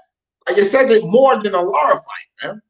You can't tell me him going down in the history books as 4 belt undisputed doesn't say more than a Laura fight. He's beaten already above Laura at the point Laura's at now. He's beaten I above that. think Laura giving problems to me. I To agree me, with that. You're talking about how good the fight is, and I'm not agreeing with that. But I'm talking about being great in legacy. Laura is not priority. He cannot be with an IBO belt. That's not even an official belt. It's not recognized, fam. It's no more than the silver belt. It's not recognized to do anything. but when we talking about cleaning out the division, that's the division, brother, and it's a young man. No, If no, I no, no, they can see this is this. I don't mean to cut you off, but this is the narrative that will be pushed by the LDBC. When we're talking about, and anybody's talking about cleaning out a division, it's 4 belt undisputed. It's not no fucking Laura. He doesn't fit into that. So cleaning out the division would be him collecting that other belt. Going to beat Laura up is beating up everybody else after you have cleaned out that division. But cleaning out the division means you are the king. All the belts are yours. That's cleaning it out, fam. But this is the type of disagreement that will be pushed on another narrative like, oh yeah, Laura fight. Laura doesn't mean shit compared to 4 belt undisputed. This dude got 3 belts in the Ring Magazine belt. That 4th belt completes the cycle. Fucking Laura? No. That so Laura fight's Patrick, not that important. Texera, does he fight on the zone? Textera, I Is don't he? know where he fights. I know I think Castano's he's go. PBC though. I mean, he's golden boy. I mean, so I'm thinking that would be a DAZN fight. Well, Canelo is the only one who is, if in my understanding this, that has to fight on the zone, not all the Golden Boy fighters. So that fight could be made as either Golden Boy PBC promotion or them just sending them across the fight on PBC or vice versa or whatever, but his own don't necessarily have to be involved with that fight. No, I got you. No, and I agree. I mean, he has the WBO, Patrick Teixeira, the WBO. I mean, I would love to see Lil Cousin catch that belt. But if that fight can't be made, don't run from Laura. That's all I'm saying. Of course, Laura fight. But I'm saying that's what I'm saying. That's secondary. I feel you. Like again, Laura is the better opponent. We don't even have an argument there because I think Laura beats those two guys as well. So the argument is not who's the better opponent, who would be the more competitive fight. I think that's what you're saying, and we agree that Laura's the more competitive fight, the better opponent. But what I'm saying is when we talk about being great or bring it to the table, Laura don't satisfy that, man, because he's already considered the 154-pound king or the best right now. Getting that other belt with the Ring Magazine belt, that seals the deal. That seals the deal. Not Laura. Laura doesn't seal the deal. Laura just is another step toward the ultimate prize. That's what that would be. So why would you take that step when you can get the ultimate prize and then go take that step later? Oh, I agree totally. But like I'm saying, I'm just saying that I would like to see the Laura fight. I think Laura's going to challenge him. And yeah, me too. I think, but yeah, for the hardware, for the trophy, for the belt, yeah, I would rather the other belt, But I don't think they really going to jump and make that fight. I wish that I would like to see it, but I think Laura is waiting. I think that fight can be made a lot easier than these other fights you're talking about. That's all I'm saying. Yeah, it depends. Like, I don't know if Laura has an opponent or whatever, but if he doesn't, Castano and Teixeira, to my understanding, are probably going to be fighting. So that could be a fight that he sees in between. But now this is where his team steps in. Just like you said, that's a more difficult fight, right? Now, if they can work in the winner of Castano and Teixeira, does he risk that fight? Or do you take another fight because that's going to be your ultimate fight? And in that case, I don't know who his opponent would be, but I would say, hell no, don't risk that fight. No, I wouldn't. Not if you're sure that your next fight is going to be for a belt. Nope, I wouldn't do that. That's just my. Arbaya said Teixeira and Castano will be fighting next. I think. Yeah, Jamel versus Laura happens next, and then after that, last strap. Yeah, but I'm saying that's dangerous. Don't you think I'm biased to take that Laura fight before?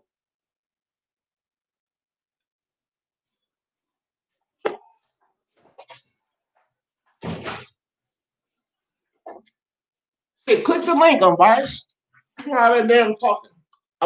Typing. Sorry about that. I saw that. Yeah, but Teixeira and Castano, I think that's agreed on, right? Unbiased. This Laura fight and Jamel will have to be set up. That Teixeira fight and Castano is already happening. My bro JB in the building. What's good?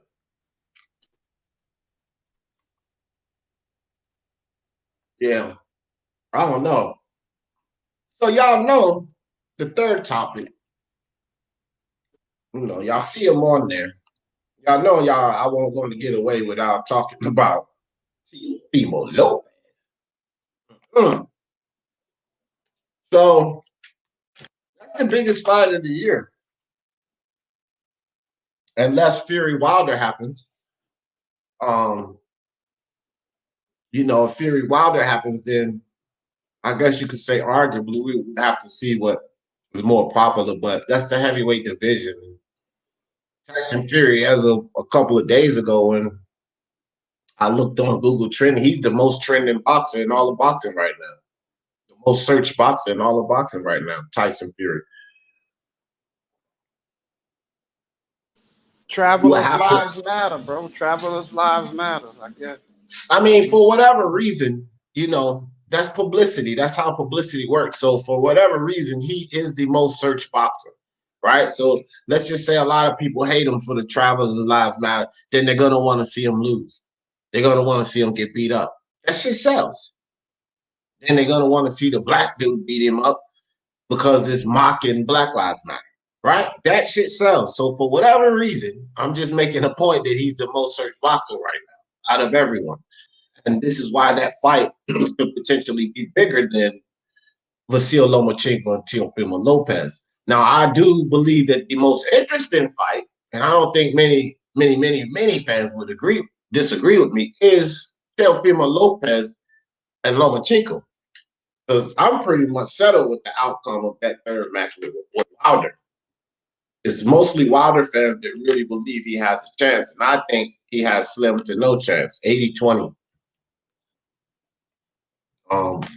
Teofimo Lopez and Lomachenko, you know, he's Trump or Biden. Can I chop it up on that Teofimo Lopez? No, yeah, you get the floor first, but let me every MXBC. I don't vote. I can't vote because I'm a convicted felon, but just to answer your question, I would say vote Trump or don't vote. And I'm not gonna dig into it because I don't want my live tampered with. That's my opinion on it. Vote Trump or don't vote. All right, Day Gang, go ahead. Lomachenko, Teofimo Lopez. All right. I think Teo, I think he has a puncher's chance. But I think it's also possible to see a Lomachenko in there again, bro. I think if it starts getting later, and if Teo can't catch him, I think he can frustrate the kid. I think Lomo is just a special fighter, bro. I don't know, bro. I like, I don't have a dog in this race. I like both fighters, so I can't say who I got, but Teo just have to, he gonna have to lay one on there, and I don't know if he's ready at this point in his career to do that, bro. I just don't. I don't know. He's a young guy. I think Lomachenko is just a talent, bro. One of the best in boxing. Yeah, man. I think he's a talent. The reason why I had a problem with Lomo, bro, I just think that he had special treatment coming up. Who gets title fight after title fight, in your third fight as champion, unless you a guy that signs with Bob Arum. He just was lucky enough to sign with Bob Arum, and Bob Arum able to line those fights up for him. That's what a lot of PBC fans don't understand. Because, and I'm not saying you, but I'm saying a lot of people, and even people that don't like the fact that this happened, but I'm going to say this to you, that game, and all of the PBC fanboys that argue against this shit, is the fact that Bob Arum historically has brought fighters up. But the thing is, he was in position to put Lomachenko into those fights. So it doesn't matter what anybody thinks he deserves or whatever. Why is it that Floyd Mayweather and Leonard Ellerbe didn't put Tank in the fights earlier? Because they chose not to. Why aren't they making champions fight champions and doing whatever they're doing? Why aren't they setting these fights up the way that PBC fans and guys on that side could see this happen? Because they're choosing not to. They would rather marinate, fight, keep belts spread apart, and collect money off of more guys, and that's just the reality of it. But Bob Arum put Lomachenko in that situation to be able to do that. So you can't get mad because the organization that you like they're not willing to do that. And then you see a Bob Arum do that. I mean, that's just the state of boxing. Bob Arum had Lomachenko in the position to be able to do that. But here's the thing that people got to respect with Lomachenko, whether they like the fact that he was able to get those fights or not. He beat the champions. He could have fucking lost to them, but he beat them. It's so true. That is so true. He stepped up. He stepped up and he did it. And Bob had faith in this guy, you know. So yeah, I mean, I can agree with that. I just don't, I just think that he had a little special treatment. Yeah, he has But special treatment. He did. That's a special route. Like everybody's not going to get that route, right? Everybody's not going to be privy to getting a route to titles and stuff like that. So he has special treatment, but he was in a fortunate situation. He signed with the right team. Do you think Lomachenko would have been able to rise like that if he'd have signed with PBC? Be honest. never. Exactly. So why can all the fans get mad because they wouldn't have put him in position to do that? Bob put him in the position to do that, and Bob has made a lot of fighters good early on. He just doesn't do right when they get to popularity. That's why some of them leave him, or he does like Terrence Crawford. He plateaus and now he can't do anything with him. Right? That's what happens. But look at the rise. Look at what Terrence Crawford didn't he get 4-belt undisputed? So people get mad at Bob for putting Lomachenko on his path, but they don't get mad at Bob for putting Crawford in a position to be 4-belt undisputed. It's all bullshit because who's 4-belt undisputed on the PBC side? Exactly. Because they're not putting those guys in position to do that. Rather fuck around with the politics, hold off fights, marinate this, marinate that. That's the way they move. So all of these fans have to accept it and not get mad when Bob Arum or Eddie Hearn or someone else move their guys in the right way. Shelly Finkel said fucking Deontay Wilder was a goddamn baby when he had a chance to fight Klitschko. But Eddie Hearn didn't say Anthony Joshua was a baby when he had a chance to fight Klitschko. If that's the way they move, then it just has to be accepted. Agreed. But like what I was saying with Teofimo and Loma, I got Loma by decision. I think Teo is playing too high on that low knockdown that Linares did. I think that was a flash knockdown. I do think Lomachenko has a chin. Me too. So it's going to be a good fight. And I heard you make this statement before. It's either going to be a masterclass or a knockout. Facts. And I agree 100% with that. I think it's going to be more of a masterclass. I think a lot of people do. I think it's going to be a good fight. I'm a fan I'm on the underdog side of things. You know, more people think the way you do than the way I do on this. I hear you that. I mean, he has a puncher's chance. The dude can crack. You know. That's what I don't like. That's what I don't like. He got more than a puncher's chance, and that's what I think. See, this dead game. That's what I think is going to shock people. Because Teo is going to do things in that ring. Yeah, everybody that thinks he just has a puncher's chance, Teo is going to do things in that ring that's going to show them that he had more than a puncher's chance. Then he's going to end up stopping Loma. And after that fight, this is what you're going to hear, Dead Game. Because everybody ain't going to be a man about it like you. Well, I didn't know Teofimo could do that. That's all you're gonna hear a lot of people alluding to that fact. Well, he never showed that before. Well, you look at all his other fights and you didn't see that. Blah blah blah blah blah. If you think he only has a shoulder roll in the right hand, that's why you're gonna be surprised. Because a lot of people just saying that, that's all they think of Teofimo. He has the shoulder roll in the right hand. That's all they think, and that's not enough to get past Loma. Because I've heard this 100 times. No, I'm gonna tell you this. Mason Menard is a hometown guy. You know, he's my guy. And I talked to Mason, and he told me that Teofimo is the strongest fighter he's ever seen, bro. He said, he just brags about Teo, bro. So and when he knocked out Mason Menard, bro, when Mason did that Heisman Trophy stands going down, it was brutal. The dude got popped, but I just think that Lomachenko is going to turn him, bro. I think he's too flat-footed, and I I don't see him Well, all right, doing. hold on, wait, hold on. Let me jump in here because I keep hearing this thing like T.O.'s flat-footed. Yeah, That's all this not crazy. that's not right. Like he's not flat-footed. If you watch his fights, his reflexes are very cat-like. I think people need to watch a little bit more of T.O., right?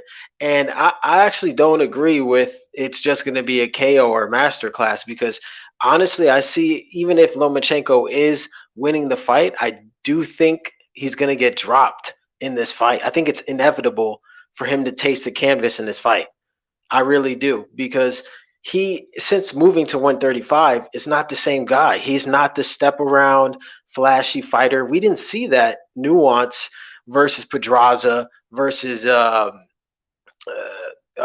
Linares. We didn't see that versus Luke Campbell. So I'm just saying, like, if we really think about it, why do we think he's going to do that versus Tio, who has better reflexes, um, and is quick, has quicker hands than but maybe Linares is questionable, but I think single shots, just single punches, counters, I think he's quicker. Linares is quicker in combination. I don't think anybody could dispute that. But if we're being honest, I just see him getting dropped in this fight, even if he wins the fight. You know what I mean? So I don't think it's going to be a master class. Like Tio is not going to be able to, keep up with him. The kid is quick handed. And he's in and out, and his counters are like cat-like. So I don't know how everybody's just so confident in Lomachenko just schooling him like on some Mayweather shit because Loma doesn't fight like Mayweather. He doesn't fight on the back foot and pot shot and do all of that. He needs to come forward. He's very aggressive. He likes his presence to be known in the ring. Like he likes to put that action on you. You know what I'm saying? Which is why he's been getting hit as much as he has at this division because a lot of those guys don't respect his power as much as like 130, 126. I mean, those divisions down there, I don't think anybody beats him down there. But at 135, I mean, that's what I'm saying. Like these guys are bigger, they're stronger, they're younger, they're hungry, and they're just as quick, or if not, like more athletic than him. So there's a lot of variables in the fight that's, in my opinion, just being overlooked, and that's why I think it's a 50-50. I do think Lomachenko, if he does win, he's going to win on points, but I do think he's going to taste the canvas. And obviously, I think Teal's going to, if he wins, it's a KO. I don't think it's a UD. Yeah, bro. And here's another thing too, like for the American public, and I guess putting the fight up, people hear Lomachenko say certain things about the kid, this idiot, he knows his sports. Everything you hear Lomachenko say about this kid in English, he makes a video about it. But the funny thing is that I think that's for promotional purposes. Listening to a Lomachenko video that he was giving to his fans in the Ukraine in their language. And it translated to this day game. And this is what I want you to think about. And a lot of these other people that saying that Teal's so limited. Lomachenko said he's a very talented high IQ boxer and he's extremely strong. And this is going to be a dangerous fight. That's what it translated to. So my thing is this: he's selling the fight in America. But that shit he was telling his Ukrainian people, that's a true statement. And what I can't get is why can Lomachenko, the best boxer arguably in boxing, see this, but all of these people only see a damn right hand and a shoulder roll? That's what confuses me. How can Lomachenko see this, but all of these people in America only see a right hand, a shoulder roll, and limitation? Right? And unbiased, what I say is this, bro. I actually agree with you already. Know I agree with you on a lot of that. And I think that it's all of those things that he can do and get done in the earlier rounds. That's why I said 7. I think he's going to display these things and show people that he has more, and that's how he's going to take Norma out. And I never really broke it down like you because I'm just listening to all of the foolery, and I can't wait for the fight because I'm sitting here. I can't wait till this fight happen because all of this dumb shit I'm hearing, he's going to show otherwise. But here's what I say about that though, Bias, and I really feel this way too.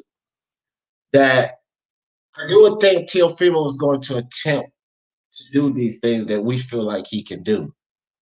But if Loma can show that he can get around that, unbiased, I think by round 8, 7 or 8, the kid's going to have problems because he may have a plan A, B, and C. But it's over with after that. And if Loma cracks that shell, then that's when he's going to start to put on this show. He's going to actually start to take control of the fight. And if he wins the fight in that fashion, like say winning the last 4 rounds convincingly, it's going to be called a masterclass. And I think it should be considered a masterclass because of how much danger he was in the first 7 to 8 rounds of the fight. And he prevailed through that and put on a show. You feel me? And that's why I say it's going to be a knockout or a masterclass. In my perspective, I'm just giving you my perspective. Let me ask you a question, D. So if somebody gets dropped twice in the fight, would you still consider it a masterclass, or that was a tough fight and you know what I'm saying, it was a competitive fight, but Lomachenko won? That's the way I look at it. Like, you know what I'm saying? No. If he gets dropped twice, like you say, Okay.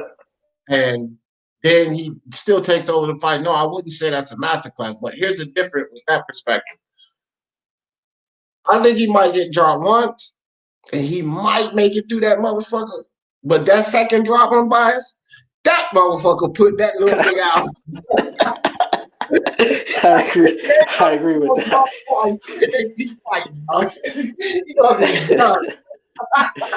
You know what I'm saying? That's why I say Teofimo Lopez gonna knock Lomachenko the fuck out in the 7th round. And because I see it how you see it, it's just I don't see him get past that second one. Maybe not the first one, dog. You feel me? Because Teal's a good finisher. He's a good finisher. And he's gonna get Loma hurt. And it ain't gonna be like Linares who couldn't get the job done. And I think too, another thing, like people say, well, Linares dropped him and that was a flash knockdown. And I say, okay, fine. When Teal dropped him, it ain't gonna be no damn flash knockdown. It's gonna be a knockdown that hurts him. Whether Loma can get up and recover, it ain't gonna be no Linares flash knockdown. That motherfucker's gonna be hurt. And then Teal's gonna start to move in. And if it gets to that second knockdown, that's gonna be a stop. That's how I see it. Feel me? So. Yeah, I mean, I agree with that. I just think like you said, man, the kid, he hits too hard in general. Even the light punches that he's just trying to point score are effective in the manner of like he's hitting hard in there. So I don't know, man. I just don't see how Loma's gonna eat these same shots, man. I just don't. I don't see it. But we seen Luke Campbell hurt this dude too. But if anybody got it fucked up in their head, Luke Campbell hits anywhere near as hard as Teofimo, this is where you're fucking blind. Because he don't, fam. And Teofimo hits hard to the body. So if we can imagine that Teofimo could actually put him out to the body. Why people talking about Loma's going to work this body and put the kid out? Teofimo can catch him. Remember how Oscar De La Hoya got hit in the body by B-Hop, and after he looked at the replay, he winced again. He was like, ooh, there it is. You know what I'm saying? It's going to be one of them type joints. Like, man, nah, bro. I'm telling you now, man, this kid's going to show people a lot of tools in that toolbox that they just don't think he has. That's what I'm telling you. He's going to do it. He's going to knock Loma out, man. There's going to be some slow singing and flower bringing. It's going to be some upset Lomachenko fans, dog. I'm telling you, because a lot of people don't see it coming. They don't see it coming, man. See, Rahman. I see Rahman. He studies fight. I see on the same page as us, unbiased. He thinks wow. Yeah. Wow. Yeah. Wasi Wait.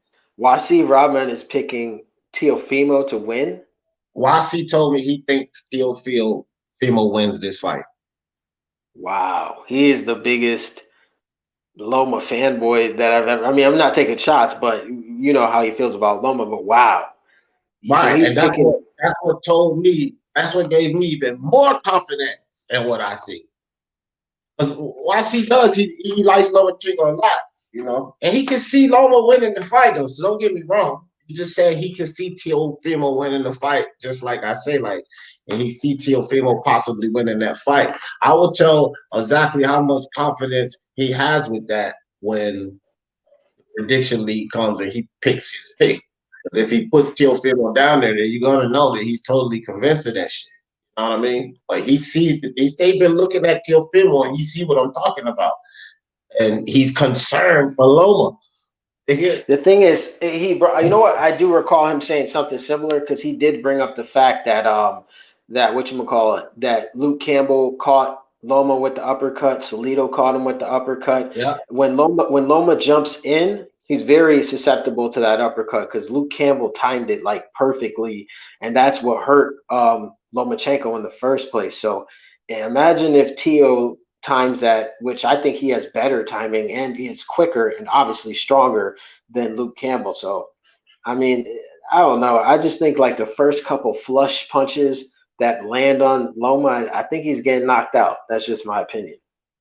Yeah, well, we there. Cause I think people thinking I'm talking about like some one punch. Nah, I'm talking about the kid's gonna hit him. He's gonna hurt him good, and he's gonna finish him off. That's how I'm looking. Not just no one pow, he knocked out. Like, nah, that's stupid. I'm not saying that, but he's gonna get clipped with a good shot that's going to not allow him to recover. And Teofimo's gonna finish the job. And people gotta understand something. This is a young kid, 23 years old. When he sees Lomachenko hurt like that, and y'all understand, Lomachenko ain't got the pop that's just gonna deter Teofimo, especially when that adrenaline. I don't think Lomachenko has the pop to do this one punch on Teofimo and hurt him. And no, when that kid sees Lomachenko staggered or hurt like that, and that adrenaline goes in, what is Lomachenko gonna throw at him to stop him from coming in there and finishing the job? It ain't gonna be like no Tyson Fury shit where Fury got up and whopped the shit out of Wilder and gave him something to think about coming in and finishing the job. No. Even if Loma hits Teofimo with something, he's gonna say, "Thank you, sir. May I have another?" and come back and you whooping his ass and put him away. I think so too. Look at L Dog. L Dog is saying I think Lomachenko will win this fight and make it easy, but none of besides Krola. No, I know. Besides Krola, Lomachenko has not had an easy fight at 135. I mean, I just don't see how you could say he's gonna win it easy like that. That to me is fanboy rhetoric. I'm sorry, bro. That's exactly what it is. Straight fanboy rhetoric. Two people that my man L Dog is a fanboy of, and one I know he's a fanboy of because he's admitted it. But I'm also a fan of this guy. Philippe Hergovich. See, I'm a fan, he's a fanboy. And then Lomachenko. Those are his two ultimate guys. So shout out to L Dog in the building. Martin Ramos. What's up, Martin? Yeah. So, yeah, man. My boy Teofimo, he knocking Loma out, dog. That's all that y'all just gotta accept this shit and stop the bullshit. Hey, I'm biased. What do you think of this Tony Yoka situation? Well, let me tell you this first, bro. Let me tell you what my head is at with this. I already think that people are putting too much in to that Yoka win over Duhaupas. I think that it was impressive. Like, I'm not stealing nothing from Yoka. I think it was an impressive win. He did a fantastic job. He beat the holy hell out of Duhaupas. But then I say, pump the brakes because he annihilated him. So he didn't learn anything in that fight. He didn't get any rounds in or anything. And what has he done prior to you? I mean, to Duhaupas. You see what I mean? So, like, I think that people putting too much into this Duhaupas win. Yeah, so I mean, as a pro, Tony Yoka hasn't done much. You know what I'm saying? So I agree with you. I'm not going to crown the guy until he actually does something I care about, like beating Duhaupas in 2020. It doesn't do much for me. It's just like, to me, it's like beating Stavern in 2020. Like that's where I look at it as, you know what I mean? It doesn't really say much. Those guys, they're at this point in their career, you should be beating them. You know what I mean? One round, you could give him credit for doing it in one round. That's cool.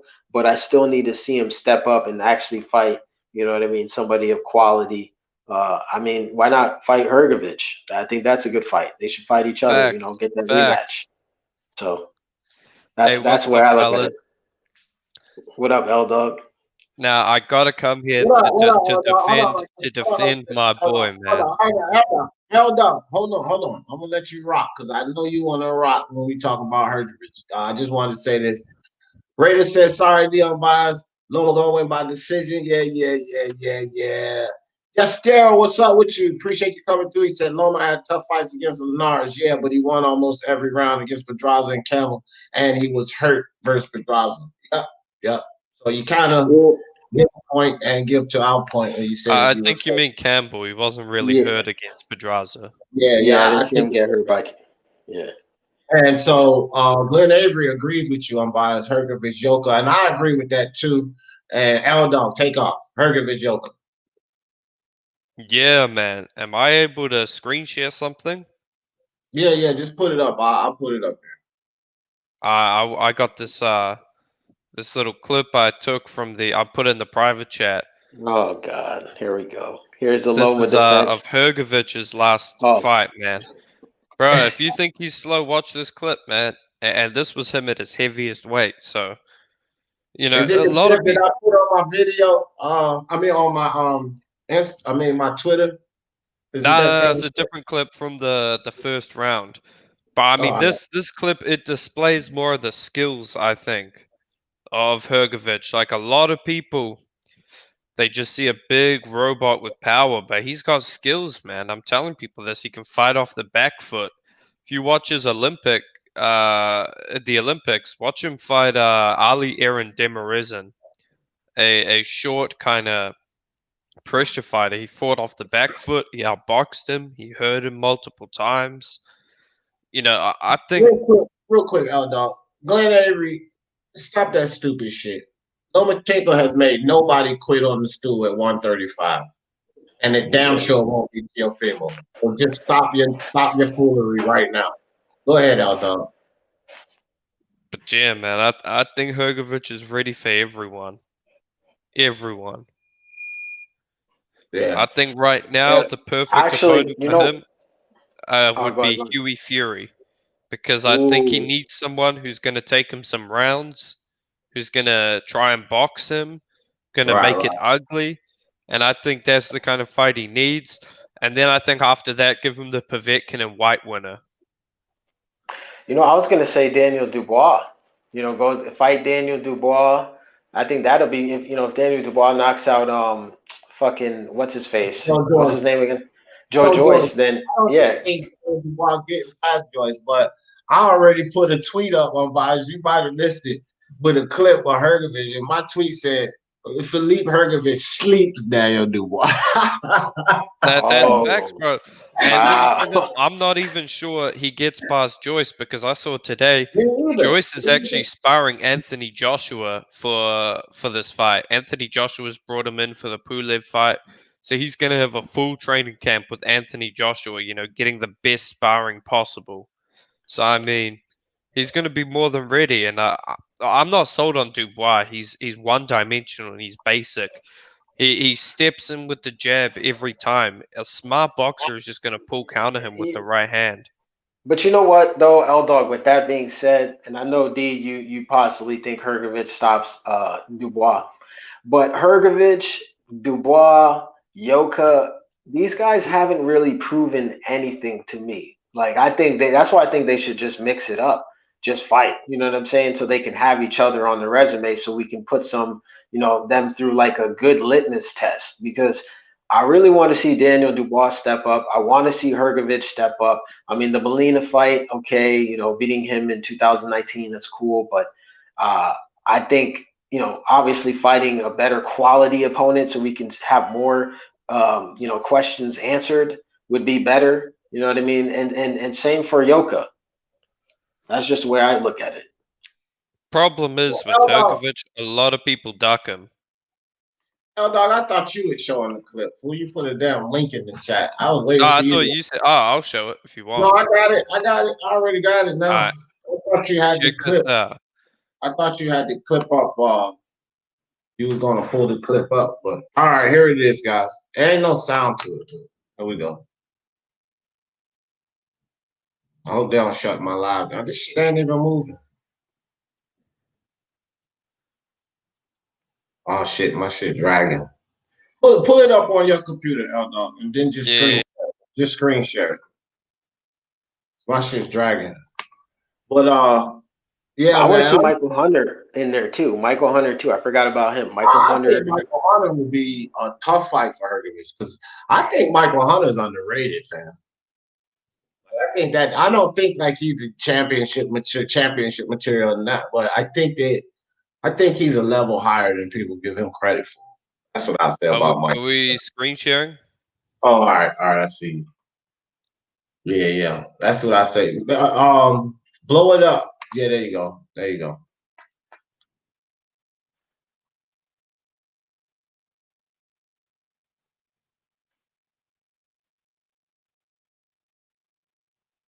Look at his foot. Look at his feet. I don't And want look to at hit that. Look at this. Look at this. Look at this. Wow, Pull wow, take counter. it away. Wait. Look at the pull counter. Bang. Wow. That Yeah, was that's what good. I'm That was a talking nice about. one. Goes to I the don't body, then goes to the head. Like he got the footwork. He got cut the off the ring, all of that you know, shit. People better exactly. I'm stop saying sleeping on Philippe he's Hergovich. skillful. Yeah, right. I'm telling you, people sleeping on Philippe, man. The only But person I heard talking about Philippe Hergovich like I was Eldar. I ain't really heard nobody else talking about him like that. But Eldar. Well, actually, Eldar talks about him more than. But he's the I only one talk who's about gonna him more agree than with his promoters, man. yeah.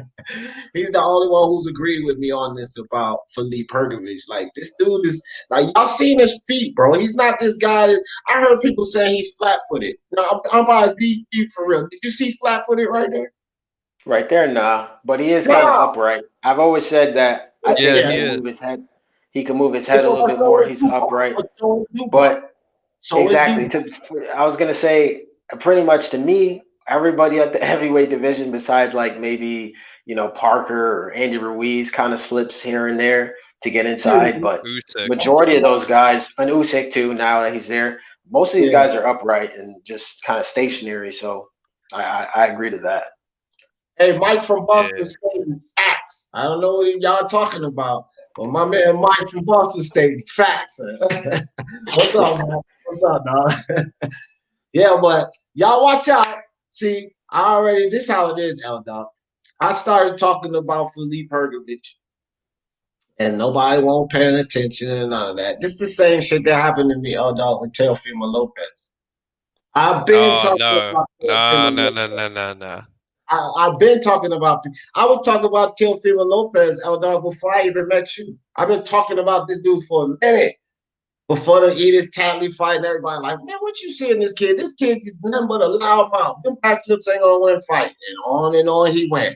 Knock out Tatley, knock out DeLeon, go win the championship, getting in a fight with Loma. And it's been doubt the whole way, but I've been talking about Teofimo long ago. I told that idiot he knows his sports about Teofimo Lopez when I was partnered up with his dumbass on that channel, and all he could see was Tank Davis. I was like, man, Teofimo Lopez will beat the shit out of Tank Davis.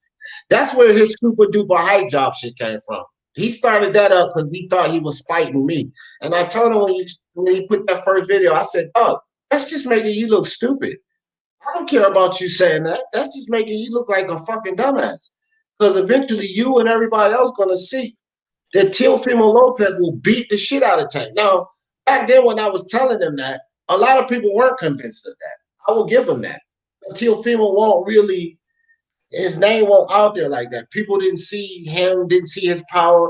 But this was way before that. And I was telling him that's where his whole super duper hype job came from. You stupid. His dad got all his mouth. He's going to get him knocked out and all of this. But it never happened. And now people are convinced of Teofimo Lopez. And if you ask anybody with a rational boxing mind, who wins the fight? Teofimo Lopez or Tank Davis? Tio. Thank Yeah. you. Thank you. You, If you I would say Tio. thank you, even you. So this was way before anybody really got that concept, because I had a bunch of people calling me crazy back then. LDBC, everybody laughing at me and shit. You know how it is. You make a crazy statement, laughing at me. I'm telling y'all right now, this kid is nice. He will beat the shit out of Tank Little ass. But now I don't think too many people arguing about that. He will beat the fuck out of Tank Davis. He will beat Tank Davis's little ass, fam. for Yeah, he sure. knocks him Yeah, out. no, I'm gonna Knocks him be out. honest. I think the reason I think Tio does well against orthodox fighters, but I'm saying it still. I don't think he fights southpaw as well. I think we're gonna see that. But you Yeah. know, look, he We'll could see. spark Loma. He could spark him. He could knock him out. He's got enough skills to set up the knockout for sure. It's not just like a lucky punch, but he can set up a knockout. I think what's to worry about is his uppercut. Sometimes he can catch a southpaw coming in with an uppercut quite well. Yep. And I wonder if Loma's body punching, especially that uppercut to the body he landed on Linares, I think that's too risky of a punch to throw because from the angle he would have to throw it on, it would leave you right open for that uppercut. So, I mean, it's an interesting fight, but what I will say is when Magdaleno was throwing punches to the body, Tio wasn't countering them. Yeah. Like Tio was only countering headshots. Yeah, because That's Loma, probably because it didn't phase him. Probably because that's it what I didn't phase him. was he And wasn't countering. sometimes you know what he Go ahead. did? Oh my Go ahead. Go bad. ahead. He No, actually go ahead. allowed him to go to the body so that way he could counter upstairs. And guess what was happening? he He's wasn't countering upstairs though. No. See, no, yes see, he see. was. Yes he was. Yes, he was, Not and when that's the thing. Magdaleno Hold was on, shooting hold on, to the hold on, body. hold on. Yes, he was. Look, let me step in on my for my boy here. Oh, dog. See, that's what you miss, and that's what you need to go back and look at. So, yes, he was countering them upstairs, but what he was also doing is he began to feint him to the body so that he could open him up top because he hit him with a right body shot. He feinted to his body and then he came back upstairs with a double left, and that's how he ended up knocking him out. And he set all of that up. So you must have missed all of that. No, I'm saying that You double missed all lift, of that double lift to the body, that ain't gonna do shit against. Sorry, that double lift to the head that he knocked him out with. He loaded up on those, man. He loaded Yeah, up on those big he was time. yeah, but he was hurt. That's why he did it. He Yeah. knew that he's not. He knew. Hey, this guy's not going to get out of the way of this, so I can load up. But like I said, he was allowing Magdaleno to go to the body so he could counter him upstairs.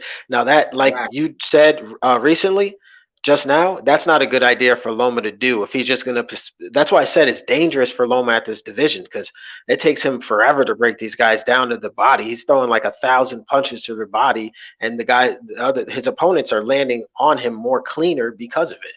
Now, I don't know if, like I said, I don't think that's a smart way to fight Tio. I think he has to fight on the back foot and like, you know what I mean, kind of dance around. And then at that point, then I can agree with you. At that point, then I would, if that's the story of the fight, as Max Kellerman would say, I would then concede to your point that yes, it's Loma unanimous decision. That's what's going to happen. I Right. think he'll fight in the So center of the ring, like the back foot. hold on, real quick, because this super chat been up for a minute. Shout out to Just Still with the super chat. Teal will spark Haney. I don't know about Loma.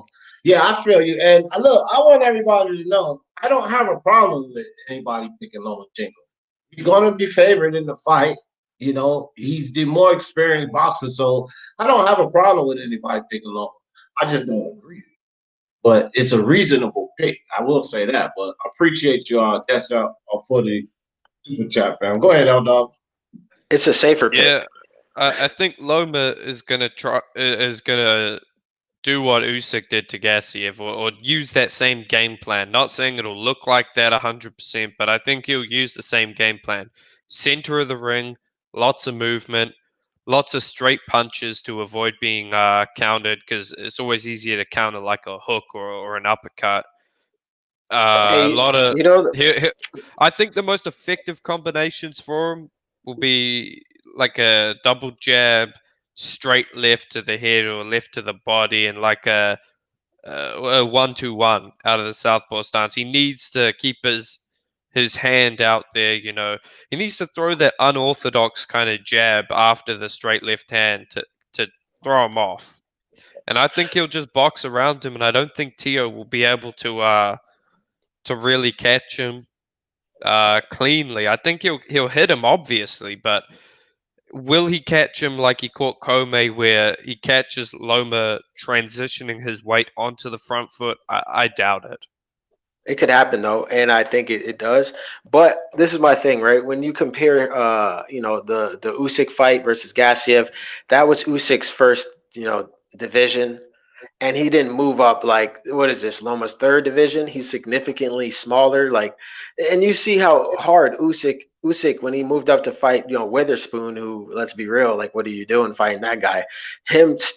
He looked not the same. Like, it took a lot more effort to step around, like, versus a bigger opponent, and that's what you see Lomachenko doing at 135. Like, the whole step around thing usually is good on guys that are the same size as you or smaller, because it is easier to do that versus smaller or the same size. But when you're doing it against somebody who's much bigger and stronger than you, it's significantly harder. But let me explain why I don't think he's been doing it as much. He was actually doing it against Jorge Linares. But Linares, I think he has better footwork than Teofimo Lopez, and he was pivoting with him a lot. But it was still effective. It was still working. It was still turning him. And I think the reason he hasn't done it as much is because Jose Pedraza actually is a switch hitter. He fought a lot of that fight in the southpaw stance. And So is Teo. Teo's a switch hitter too. When has Teo switched it? He switched in multiple fights. Can you give me an example? I've already told y'all about this. Don't even try. I've already told you this multiple times on different. He didn't do it in the Tatley fight. He didn't do it in the Nakatani fight. He didn't do it in the Magdaleno fight. Yes, he did. Yes, he did. What fight? Don't do it. Go ahead and make your point out. No. He did it in the. All right. With this fool over and over again. And I haven't seen him do it. I haven't seen him do it. But you just mentioned some of the fights he did do it in. The Nakatani fight he did it in. He switched into a hook. Like, he literally switched into a hook into southpaw with the right hook in that fight. Like, he literally did that. Just to catch Nakatani, he switched to catch him with leading lead right hook in southpaw. He did it in the what other fight? So he throws one punch in a southwest stance. No. But okay. Please. Can you provide a clip? I want to see it. I just told you the fight. Just go watch the fight. I have watched the fight. I didn't see it. Just finish your point you were making. So Linares switched it. So this is what it means. Go ahead. No, Linares doesn't switch hit. Jose Pedraza switch hits, and Luke Campbell's a southpaw. You can't step around the southpaw because you'll be stepping into their rear hand. Right. No, I agree with that. Yeah. And actually, Luke Campbell was checking him with that too. As he tried to, Luke Campbell checked him. So, yeah. But I think the Luke Campbell fight, people are reading too much in it. He's different to Lopez. He's a southpaw, man, and he's a fucking rangy southpaw. Yeah, I know, but Teo's reach isn't. I think, what is it, like an inch less than Luke Campbell? Let me Google 3 inches. Let me Google it to be factual.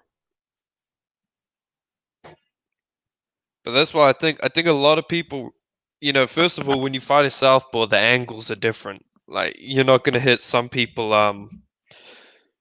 You're not gonna hit some people with some of the punches you'll hit an orthodox fighter with.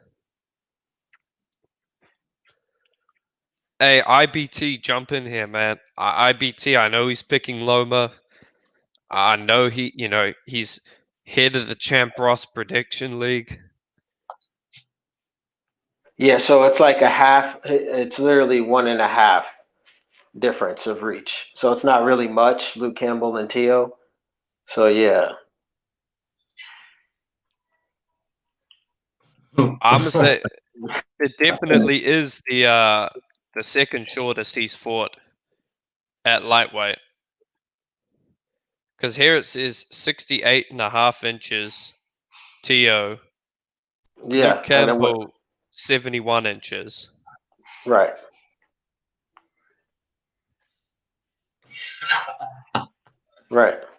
So about 2.5. But I'm I should saying put Hefe. Shut up, fool. I should put Hefe on timeout. let me compare this to Jorge Linares. Jorge Linares has like a 1/2 inch reach advantage, so pretty much the same. And Right. Crawler had a 1 inch shorter.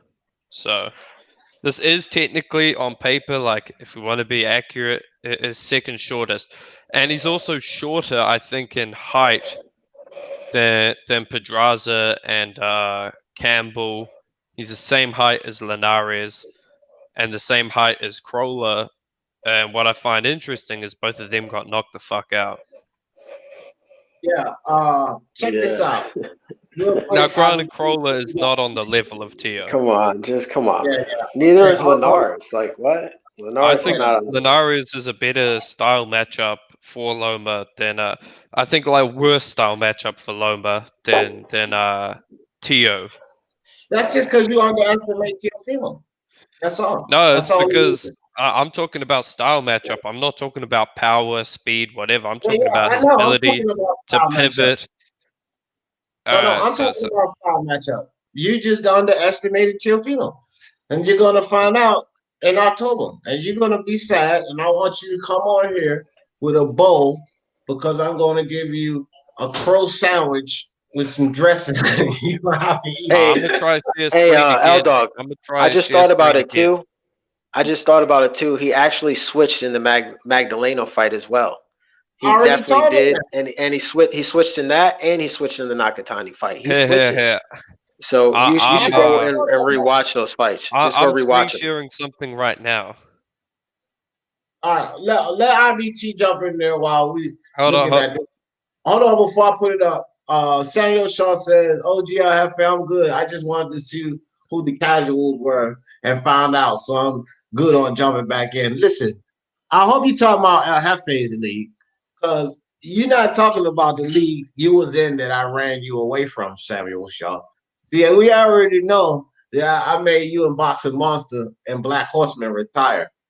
I retired all of y'all from that league. And y'all been running scared ever since. And stop ducking me, son. Get back in the league. Don't get in our Hefe's league. Get back in the real league and stop ducking me, son. You know what I'm saying?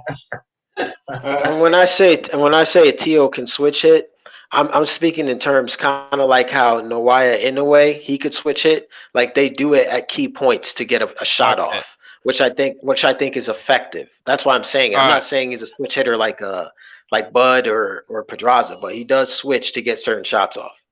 Now check this out. This was in the Magdaleno fight. This is just a small sequence I found pretty interesting. Right. Body shot. That's the body Look at shot. that. All right. Watch this. So Look at wait, that. missing Look at shots, that. missing punches. Don't skip past that. Don't skip past it. Look at Wait, this. I'm so just saying, look missing- at this. Step Missing around, punches. steps around, Okay, left and he hand blocked to it the jaw. and blocked. No, What his else? glove is here. Magdaleno's No, glove is there. because he already blocked it. Rewind And it. I mean, Replay it again. Look, play it again. Watch. Yeah. Miss. Blocked. it landed. Oh That my! literally See, is blocked. this is the thing. This is why you see the things you see. This is why you see the things you see, because you ain't looking, son. See, me, I'm biased to seeing this for me. It's nothing really you get ready to show us here to prove your point, but go ahead and try. No, I think it's because the quality isn't too good right Man, here. that has nothing to do with the quality. You need some Trust me, spectacles. you can see the punch land. Why don't you It's slow all the video good. down? Why don't you slow the video down? Yeah, I don't you know could if do I that. can on Twitter Top video. right. Oh. What about? Oh no, it's on Twitter. No, I don't know if you can do that. Oh, it's Twitter. Yeah, I don't Yeah, know. on YouTube you can do it. What's Well, that? No, on the top right. On the top right, I see a little clock. No, this is a clip from Daily Motion. So this is a clip like I don't know how to share like a. All right, cut that shit off, bro. Let me cut this off. Hold up. No, Look at him. No, It lands. Look, it lands. There's Okay. Tio's glove. Yeah, His yeah, glove yeah. is behind Okay, it. let me pause you out for a second. Motherfucker, I've had a couple of lives stop because of that. You can't leave it up too long. So, Yeah. yeah, I'm taking it down, fam. Like YouTube stopped a couple of my lives doing that.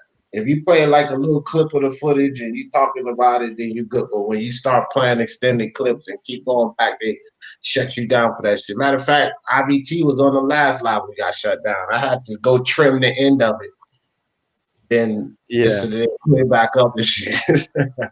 Hey, but what does the chat think? To the chat watching that, did it look like it landed to you guys? Because to me, it looked like it went right behind the glove. Okay, look, let me ask you this, Eldon.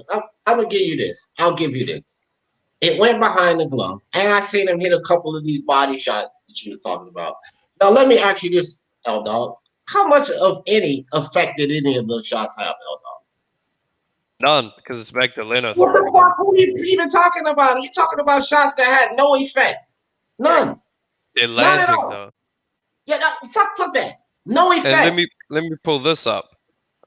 No, man, look, enough of your hate, bro. Enough. I don't need to see Hey, I don't hey, think he's man. hating. Yeah, I don't think he's hating. I'm bringing up these receipts, and I've got like a picture, just a Yeah, picture. well, next time Let y'all go me on the hold up. let's Let me share this break real down quick. show. Nigga, Look at no. this. I'm not doing This no was in the more. first round. All In the right, I'm first looking at it. round of their fight, Go ahead, I see it. Go ahead, press play. I see it. I ain't Magdaleno putting it on the step. screen, but I see This it. isn't a clip. This is just a photo. But I mean, look at the step around.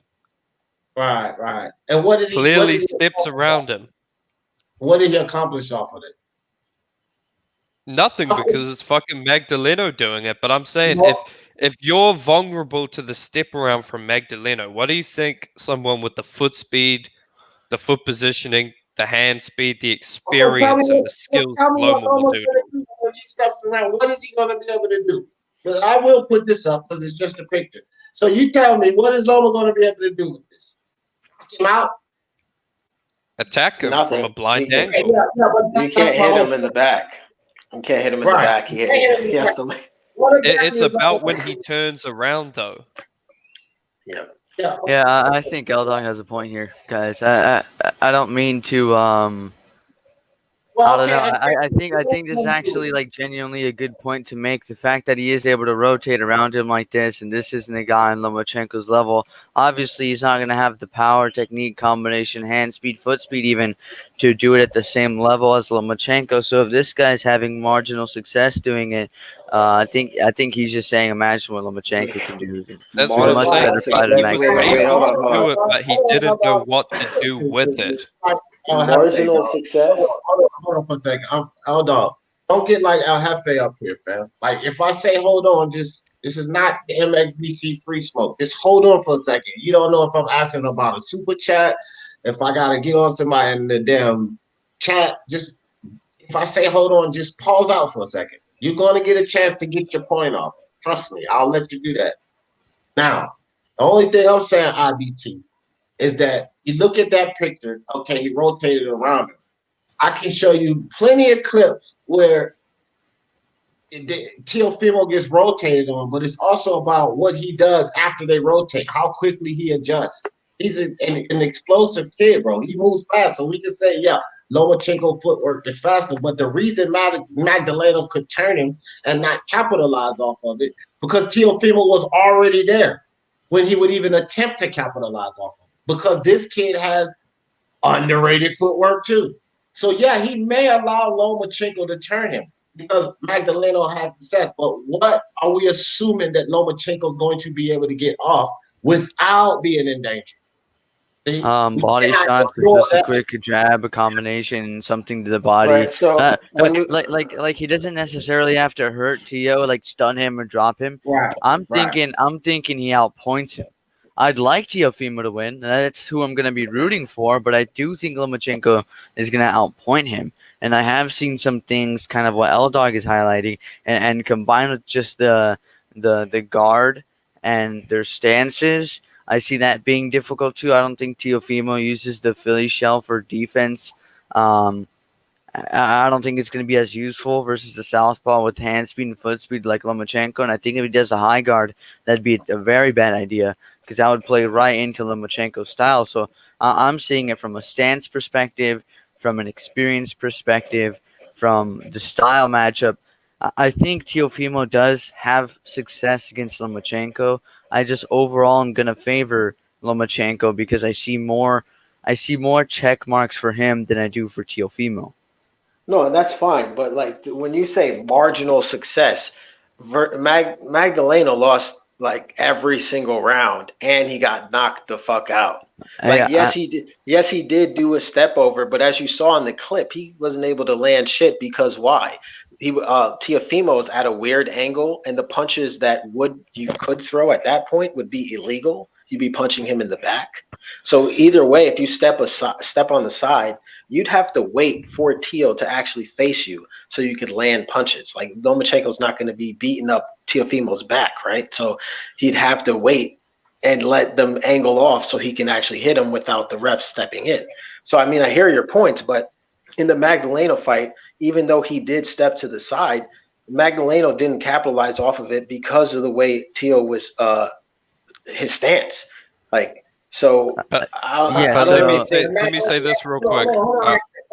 And not only that, before you go, L Dog, the clip that L Dog showed, what I'm trying to say is look at the recovery. The kid spent, he blocked the shot, even if L Dog thinks he hit him. He didn't. He spent and blocked the shot in the middle of a spin. That's reflexes, fam. IBT So yeah, he did can it get the land. spin out, but dude, that video is so blurry. I'm trying to look for better footage right now. even if you want to say like it partial landed, because let's be real, it partial landed, that's not a full punch. I could say shit, Pedraza was landing a bunch of partial shots on Loma, and what do you say all the time, L Dog? He blocked every single punch. Like, so come on, bro. Like, Hey, but let me honest put with it to you yourself. this way as well. Obviously, Loma can't hit him on the back, but the best time to hit a counterpuncher is off the pivot like that when they can't see where you are. yeah, he That just you asked you a attack question, them. L Dog. You ain't answer that. Because Pedraza What's was the hitting question? Loma with some unclean. Yeah, let him say his thing. Let him say his thing. Because he said, what question was it? Loma, because I've heard L Dog say this dumb shit. When people tell you that Pedraza hit Loma, but those punches didn't even affect Loma. Just because his face was scratched up don't mean it. But you're basically pointing out some insignificant punches from Magdaleno. So that's contradictory to when somebody points out the insignificant punches that Pedraza hit Loma with. That's what you're pointing out. Insignificant punches that meant nothing. To be honest and fair as well, like I do think Lomachenko is going to have success in boxing Teo. He is the better boxer in my opinion, obviously. So that goes without question. The where I see Teo having success is just like the reflex counter punches. I think it's inevitable that he lands on Loma. I just need to see how Loma takes the shot. He could take it, and then he can outbox Teo. We just don't know.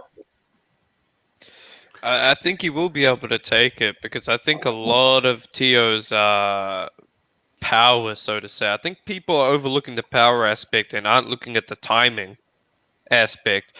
When he times these orthodox fighters like Kome, they're stepping onto their front foot. They're transitioning their weight there, and they're meeting a weight. They're meeting like the force of his punch in the opposite direction. Loma transitions his weight from front foot to back foot too often, I think, for you to time it. You know, Kome, he gets stuck on the front foot. Whereas Loma, even though he got knocked down by Linares, his weight wasn't even on the front foot. It was on a neutral position. That's why he was able to get up so quick. I think at the highest level, there's a lot more to a knockout than power in boxing. It's about timing. It's about breaking your opponent down. It's about catching them when they're transitioning their weight in positions. It's all about positioning. No, I agree to Now, that, and I think I don't think Teo will be able to catch him in that position. He will be able to punch him, but I don't think he'll get him in a position where he can really knock him out. But that's gonna be what makes this fight interesting. But I want IBT, Peace, and BDA to jump in here because me, and Unbiased and fussed about this enough. But Peace, what's good with you, fam? Yo, what's good? It's me in it, P in it. Walk one. What you guys saying, man? So we What's talk up, about P? Teofimo Lopez and nothing else. We ain't talking about nothing else. Nobody. Of course. I know. I'm not gonna talk about nothing else. I got common sense. Come on, man. All right. Well, what you think, Teofimo, Lomachenko? And I think initially I thought Theo was gonna win, but I've looked at the both of them really closely, and I actually got I have to go with Loma. I really have to, as a boxing fan, and I have to analyze it. I have to go with Loma. Loma is the better boxer. People underestimate as well. He's got power. You know, he doesn't use it much often, but he does have that power. And I honestly think he will actually knock him out with a jab. And I'm not even joking. He's gonna get he's gonna get tired. He's gonna get frustrated. He's gonna realize, you know, he can't knock this guy out, and then bang, that jab's gonna come out in the middle of nowhere. I don't know where he's gonna hit him with the jab, but he's gonna knock him out with a jab. And I got it about 9 rounds. That's honestly what I think. Honestly, because I don't think he faced somebody like Loma. Loma, he's a special fighter. He fights like you know, like I wouldn't say Mayweather, but he fights like, you know, like a black fighter. He's slick, you know. Come on, P. Come on. And he's very slick. He's a good fighter. And the only guy that can trouble, there's only 2 guys that can trouble him in that division 135. I would say Tank and especially David Haney. Maybe he can even beat. All right, next on the plate, IBT or BDA. That's enough of that, bro. Davis, come on, man. Whatever, IBT, BDA, whichever one of you guys, Lomachenko, Tio. Well, I gotta tell you, man, not surprised L Dog picks Lomachenko. I mean, for him, the Ukrainians and the Croatians are the same. So if he was Croatian, he'd be going all the way in. But since he's just Ukrainian, that's not good enough for him. Listen, I understand your point about Teofimo Lopez, man. He's got quick fist and power. And you mentioned the other day that the stamina issue, or the weight issue rather, has been overblown, no pun intended. But nevertheless, you got to admit, man, the guy's never really gone the distance against a good opponent. And Lomachenko is notorious for wearing guys down in the fight with his feints, with his body shots, in and out movement, just that whole gamut. So, I mean, I don't know, you guys, what do you think? Do you think Lopez has the stamina to go 12 rounds? I don't know. No, I don't think so. I'll tell you why. I'll tell you why. Because he's now like 146. His father was saying it the other day. He's 146 right now. The fight is going to happen on the 17th of October. So no, that's guy. That's no, but I don't. Actually, he's going to be drained. Trust me. That's going to affect him on fight night. Calm down. He's going to be drained. But guess what? It's a guy on the goddamn panel right now who used to box, P. Don't fucking sit up here and lie and act like you was cutting weight and you have experience in this. But there's a guy on the panel right now that used to box. This knows about this cutting weight, and he said that that's too much being put into it. And he used to box. He used to actually do this. Who is it? On the panel right now. Who is it? You? No, unbiased. Yeah, I know he boxes, but not on that level though. Okay, it doesn't matter. That's not what you're talking about. That's not you're talking about him being. You're talking about him being 145 right now, and he has to weigh in at 135 on the 17th. He's actually lower than I thought he would be. 10 pounds is really not a lot at this point. He's that's some water what you weight. want to be. He cuts. No, on that level. No, on that level. I have to disagree. No, on that level. No, on that level. This is the highest. It's not about a level. Your skill level does not determine the ability to it's not a 1-to-1 weight cut. Unbiased is not going to be worse at weight cutting than Lomachenko. There's a lot of guys at the top level who are probably worse at weight cutting. Him being 10 pounds off right now is actually really good. It's actually promising. What you'll have to do is you have to get in the sauna for a little bit with the sweatsuit on. And that water weight will go really easily, especially if he's drinking a lot of water and working out like the way he has been. That's really that he won't be weight drained from what you're saying right now. Being 146 right now is not a bad thing at all. That's going to be their excuse. That's going to be their excuse when they lose. It's not an excuse. That's going to be their excuse when they lose. You're the one making the excuse. Yeah. But let me say this. I wanted to just answer BDA's question though. But yeah, go ahead. Go ahead. I was gonna say, All did right, you see how yeah, much go ahead. Loma weighs? Well, he's, No, how much did he weigh? Take a guess. who the fuck cares, bro? Figure it out. Just tell say us. it. 141.7.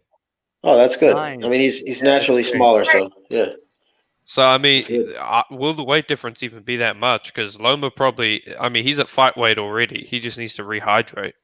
Oh, okay. 142, Yeah. 143. Let me clear this up. What the difference Yeah. means in the weight, L dog. Lomachenko's already a whole fucking weight class above his, comfortable weight. 126, 130 is comfortable for him. The fact that he is up there and you talking about the weight ain't gonna be much of a difference, that doesn't fucking help Loma. It's no advantage for him. Because if he puts on too much muscle, we know the rules. You slow down. If he don't put up enough, it might be not enough punch resistance.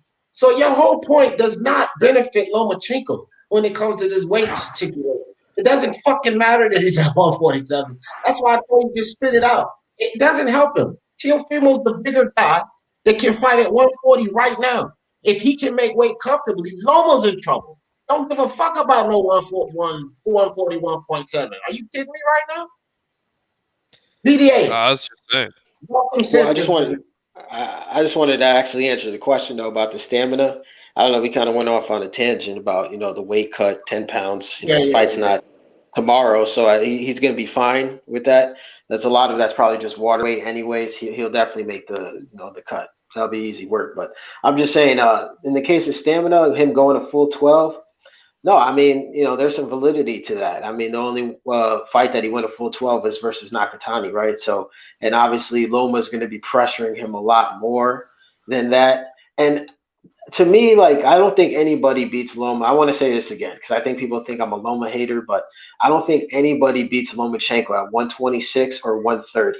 135, we've been seeing a lot of resistance. Now, him in the style that he has, he's very aggressive. He wants to beat you up, and I think he's gonna put himself in danger to be countered. So, I think the stamina of Tio could definitely be questioned. I'm not gonna debate anybody on that, but I just think it's a 50-50 fight, and I think Tio gets him. That's just my opinion on this fight. Yeah. What the hell? BDA, you fell off. Come back. You had the floor next, but Can I say something quickly? yeah. Go ahead, Pete. Like, I don't think Tio, I don't think he's proven Tio. I think he's getting too much credit for my liking.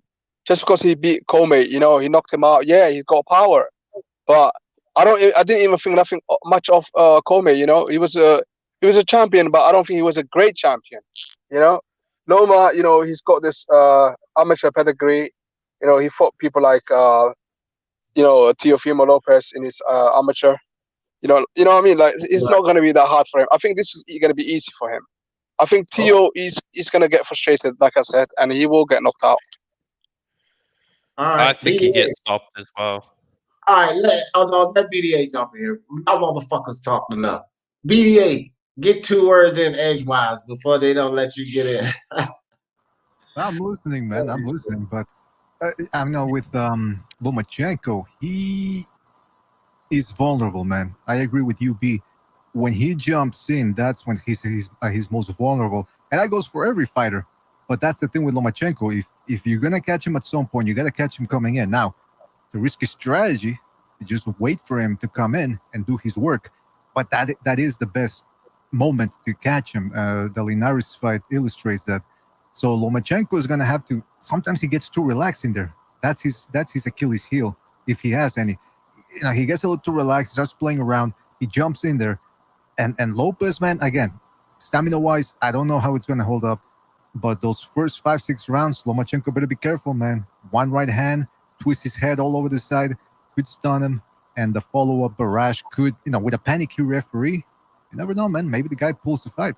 So it's a very dangerous fight, and we should know by about the 5th or 6th round how it's gonna go with Teofimo's stamina, man. Right. I agree with that.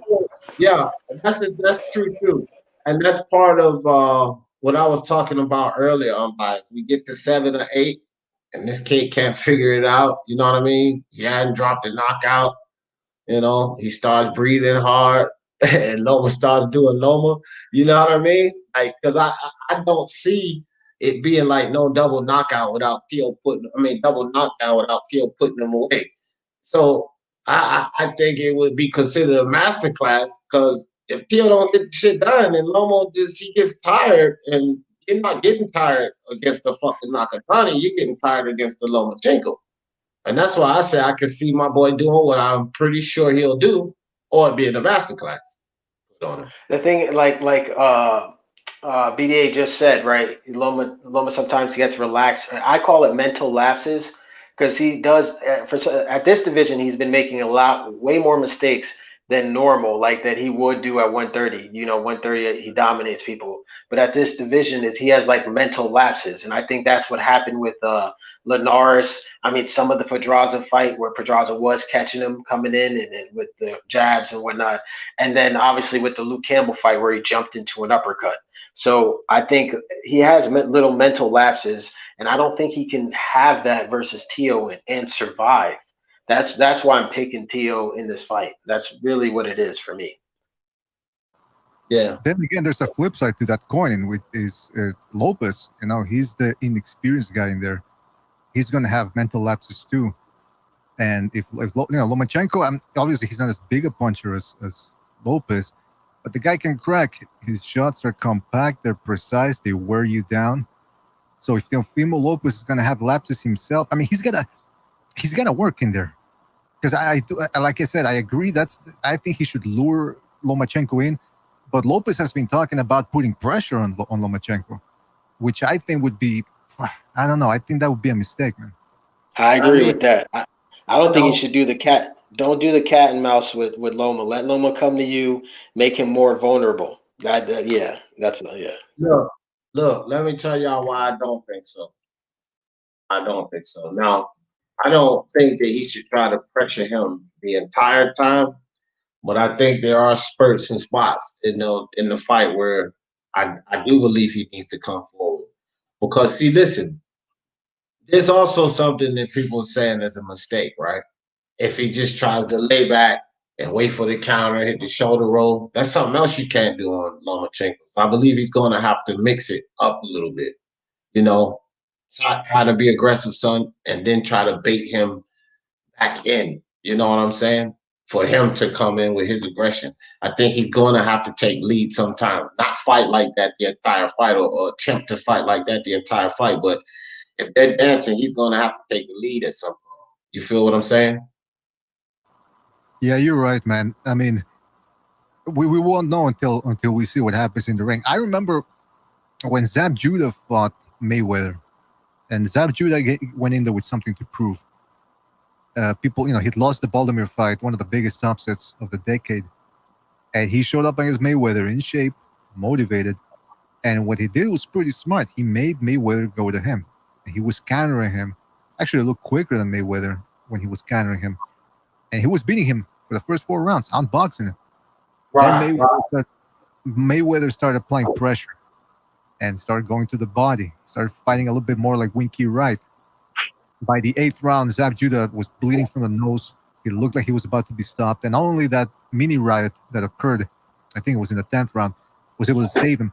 I can see something similar happening to Lopez. Like, if he can catch Lomachenko with one shot, fantastic. But if Lomachenko takes it to another level and Lopez can't adjust, I think he's going to be in trouble. So maybe, yeah, you're right. Maybe 50-50, a little bit of both. Try to come forward sometimes, then other times try to box from the outside. I mean, we'll see what happens, man. Yeah, but it's a good point. I'm actually hoping, to tell you the truth too, BDA, that we analyze a lot of fights from the outside, and we analyze Loma and all of these different fighters' game plans. So one thing we got to take into account too. Well, one thing I have to take into account too is that Teofimo Lopez and his father has a style and a game plan, which might not fit into some of the things I do believe or think that they're going to try to do. You know what I mean? Because they may not even be thinking on this level. Not the fact that I know more than them. It's just they have a certain game plan and a certain direction they want to take. You know what I'm saying? So right, yeah, like I said, we won't know exactly what will work best until they're in the ring. But Lomachenko, that's the other problem, is he's going in there with a mean streak too. I mean, this guy beats people up too. Let's not get it twisted. So Lopez better respect the artillery that Lomachenko has, because Lomachenko is going in there with something to prove himself. Virtuoso, what's up with you, fam? What's going on, D? What's up, BDA? Yeah, final topic of the day, which I knew would be a long one.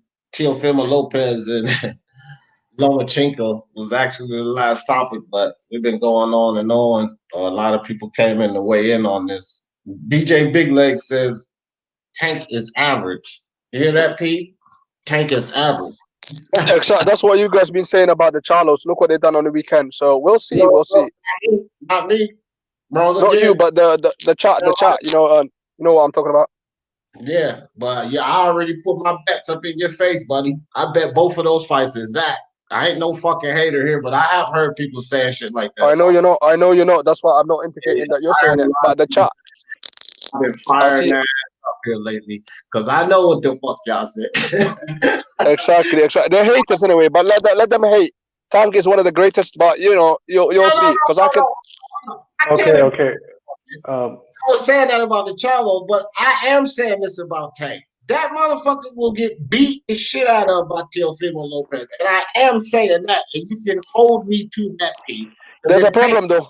Hold up. Because if Tank and Penelope and them ever get the balls to take a fight like that, because they don't have the balls to take a Haney or to take a damn Teofimo. They rather take a little Leo Santa Cruz and an old Gamboa. See, that's what your boy wants to do. He's not stepping up. He can make those claims, but he ain't willing to do it because he's a scared little boy. Yeah, but they're not on the same side of the street. Teo and Loma are. That's the thing with boxing. It's politics. It's nothing to do with the fighters. Otherwise, they would have fought each other.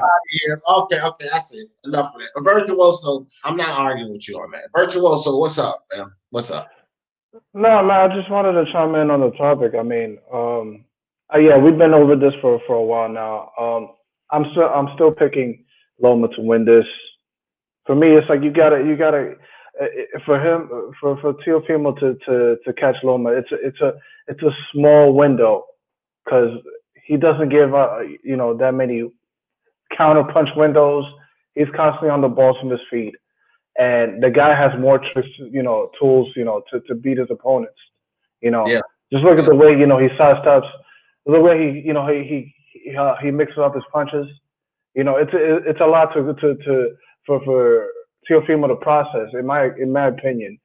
But yeah, if they're gonna work on knocking him out, that to me I guess that's the main objective, since the cards I don't think will be on his favor. I still think Teofimo's the better boxer than him.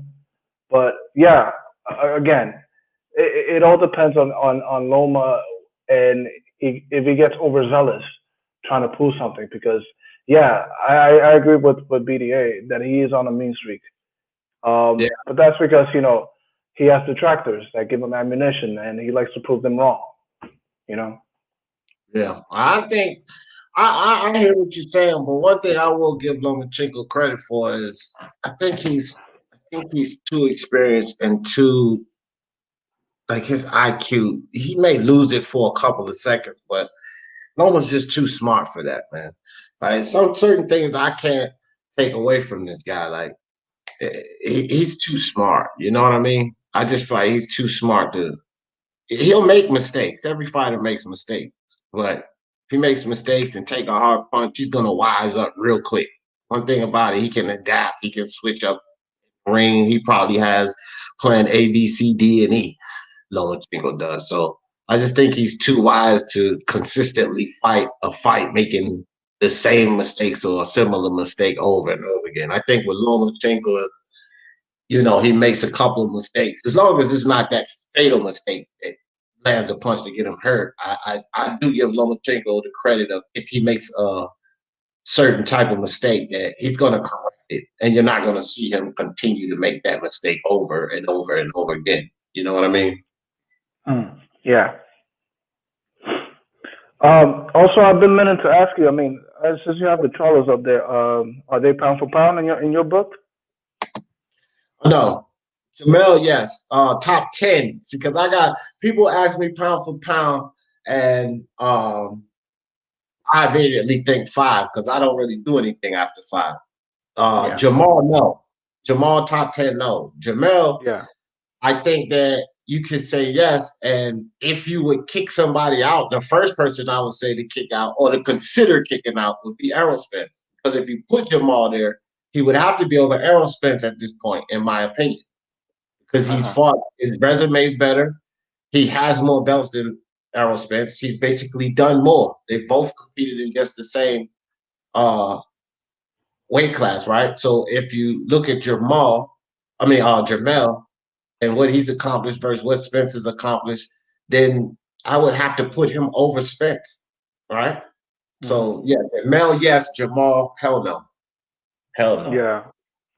I mean, I second that. I think Jamal has at 154. He's more in a deeply talented division, and for Jamal, he has to deal with the politics that, to me, holds back his credentials on being pound for pound.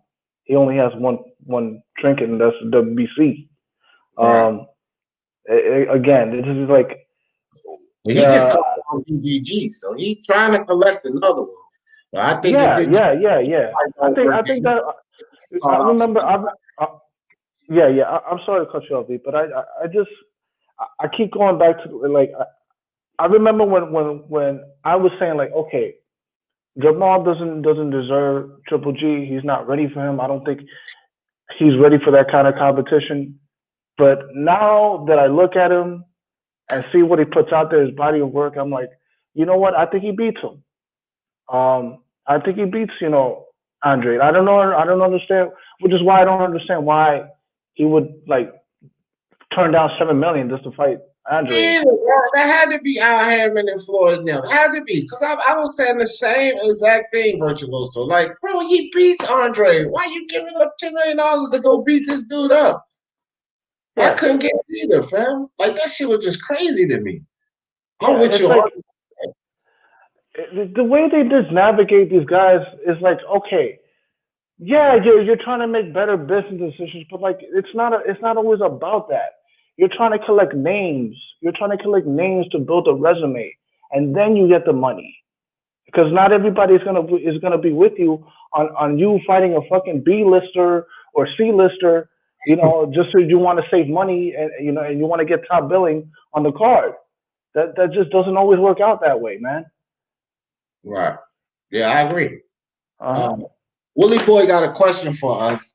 BD, I'll let you answer this one first. He said, D, thanks. So what Bob said, and I haven't heard anything about this, but I read the comments, so you guys tell me if you have, but Willie Boy said, so with Bob saying Ramirez vacating WBO to avoid his mandatory, my question is, should Taylor fight him next if he vacated? I'm strong. I'm strong on the no on that. So, BDA, what do you think? Because I haven't heard anything about vacating that belt before the Taylor fight, but this is almost like a Fury Joshua situation. But I'll give y'all my thoughts there. Go. What you think, BDA? What do you think about it? Yeah, man. I mean, I haven't heard anything about that myself about Ramirez vacating the WBO. But here's my stance on that: is I don't care about titles. Haven't cared about them for the last at least 15 years. I don't care about alphabet titles. Rankings can be manipulated. And it's, in my opinion, it's not the belt that makes the man. It's the other way around. Ramirez, he's fought and beaten a lot of good guys. So whether he has a belt, fucking cum rag in his pocket or whatever, I still want to see him fight Taylor. And if Taylor says, I'm not going to fight him because he doesn't have a belt, it's going to be one of the dumbest things in the world. I mean, it's his next best opponent other than Regis Prograis. And that's what that's what Top Rank has been working at for the past months now. That both Taylor and Ramirez are going to fight each other. So Ramirez having a belt means nothing to me, and I hope Taylor feels the same way. Okay, Virtuoso, what you think? I haven't heard anything about him dropping the title. I mean, If Right. he does that, well, it's whatever. But he still has to fight Josh Taylor. Um, you just like you gotta collect names, man. You gotta clean out the division. You gotta be okay. Who's the best guy out there? Okay, I'm gonna take care of that problem, and then and then people will determine who really is the best. Well, I will determine that. If I'm Ramirez, okay, I'm trying to build up a legacy here, and I have to fight the best. You know, with or Right. without a unification process going on, whatever. But yeah, take care of that problem. Well, I'll say this, bro. Um, I agree with you guys like on the magnitude of the fight. Like you gotta fight Ramirez. So I say yeah, he should fight him anyway. But I want to say this because I always take shots at Bob Arum, but don't you guys? Does anybody besides me right now see this kind of interesting? If there's some truth to this, and Willie Boy says Bob said on IFL TV that they are pushing for date control mandatory. I'm just saying Ramirez and Taylor has to be ready, has to be for undisputed. Okay, yeah. But look, this is what I'm saying. Is it not strange to anybody but me that we talking Joshua Fury top rank.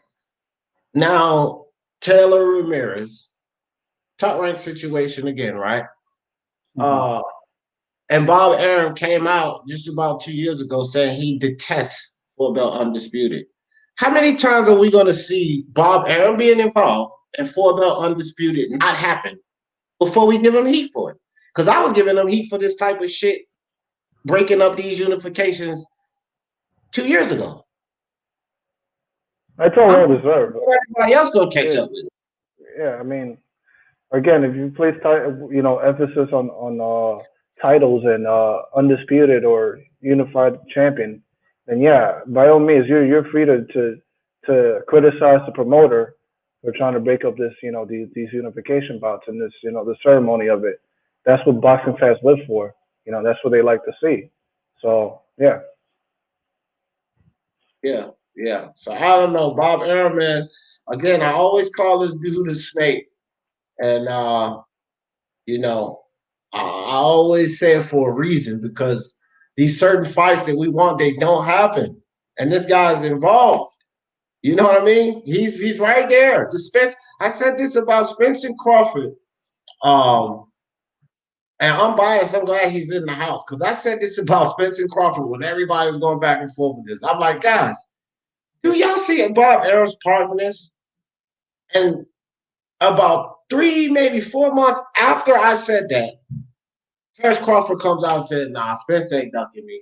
There's some stuff going on behind the scenes and all of this. And I was like, I told these motherfuckers, bro. You know what I mean? And it's like this. Bob Arum and Al Heyman wants the same thing. This is what people got to realize. Bob Arum and Al Heyman wants the same thing. They want to make the most money they can out of a marquee fight. They want to make the most they can. So for no reason, no matter how much you like Spence or how much you like Crawford, for no reason dismiss the fact that Bob Arum and Al Heyman in conjunction may be marinating this fight. And it ain't fucking Spence or Crawford. And I said this shit long ago, fam, about this damn Bob Arum. We gotta be careful because I don't have to say shit. People say, well, why you don't say shit about Al Heyman? Because y'all already know. Y'all say it already, so I don't have to say that. But the Bob Arum is involved in this too, and that's what I feel necessary to say. Y'all already say the shit that y'all say about the PBC, and y'all don't hear me up here fighting like Smoke and the LDDC trying to defend that. I agree with it. But I also point out Bob Arum, and a lot of times nobody wants to hear me on that. But the dude came out and said he detests these types of fights. We know that he gets paid more if they marinate the fight. So is it not obvious after fucking years and years of this shit? The dude is involved in stopping these fights. You know what it is, man? These people, man, they come on these channels, man, and they think they want to get it. They think they're getting like a daily dose of confirmation bias. I mean, you Yeah, already know the information, but like, you guys got to stay ahead of the ball here. You can't just uh, come here and just hoping that we could just talk shit about about Al Heyman and his Right. business practices when Bob has been doing like things that that are questionable, that are just peculiar, that are snake like you said. Right. So we have to take him to task as well. We got to keep that same energy. Exactly. BDA, you was about to say something about that. I see you about to jump in there. I have to give credit. I do at least have to give Uncle Bob credit for making that Lopez Lomachenko fight and not on pay-per-view.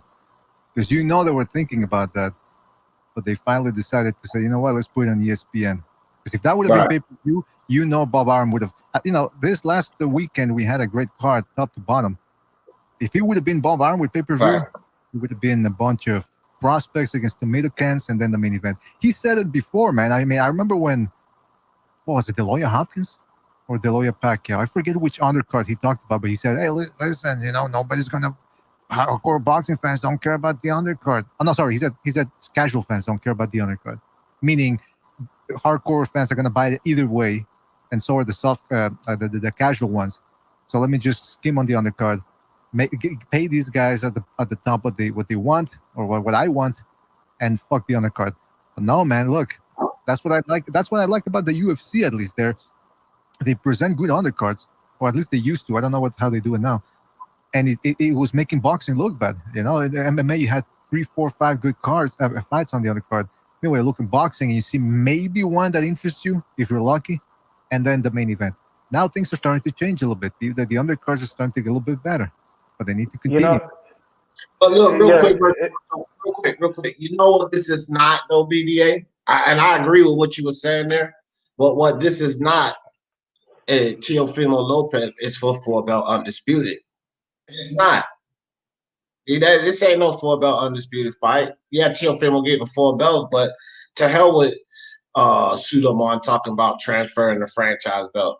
It's not an undisputed fight. That Fury fight, this Taylor fight's 4-belt undisputed. These are the fights that people want. You know what I mean? Bob said clearly, all of those belts with one fighter, I can't make any money off of that. That's what this motherfucker said out his mouth. And the consensus is, and I think Bob probably knows this too, that Teofimo's going for 140 after this fight. So those belts will be dispersed again. He doesn't have to pay sanctioning fees and all this for one fighter on every damn fight. That's what he hates. He doesn't like that because if these sanctioning bodies got to get money, their hand in the cookie jars is less than he can pull out because the fighter has to pay this sanctioning body, that sanctioning body, that sanctioning body. That's why he doesn't like it. It decreases his pocket. This ain't a 4-belt, and that fighter's going to relinquish those belts because he's going to 140. But real quick, E-Punch, what's good? I ain't seen you in a while. And another man I ain't seen. My man Romanian Mike out there in Vegas. What's good, Mike? I ain't seen you in a minute, bro. He said after GGG beats his mandatory, I want to see GGG Charlo. Yeah, for sure. For sure. Lance Meyer in the building. What's good with you? Appreciate you. Louis Fuentes. What's good, Louis? Will Charlo fight someone meaningful next? He just called out GGG, Louis Puente. So that was the call out he gave. And that's meaningful. That's a unification. That's definitely meaningful. And he said Bob worked with everybody though. Yeah, he does work with everybody. And he works with fucking everybody over too sometimes. That's in Bob nature. You gotta work with everybody if you're gonna fuck everybody over. you gotta get in the mix. Now let me get off of Bob. I look, man. Promoters are necessary evils, fam. Like they do their shit, but I think at some levels we need them too. Or I think things would be with everything and the way boxing goes, they're just a necessary evil. Like they're gonna do the shit they do, but I really think without some of these guys like Bob Arum and Eddie Hearn and Allen, those guys doing what they're doing, I think it would be we'd be in a worse state. We'd be more anarchy. The fact that these guys have a hold on, the fact they have a hold on certain things the way they do, it keeps us from having 40 guys. We got to deal with like 4 instead of 40. Y'all understand what I'm saying? And if they didn't kind of have this hold on it, then we would have to deal with 40 different promoters, and it would be even more nonsense.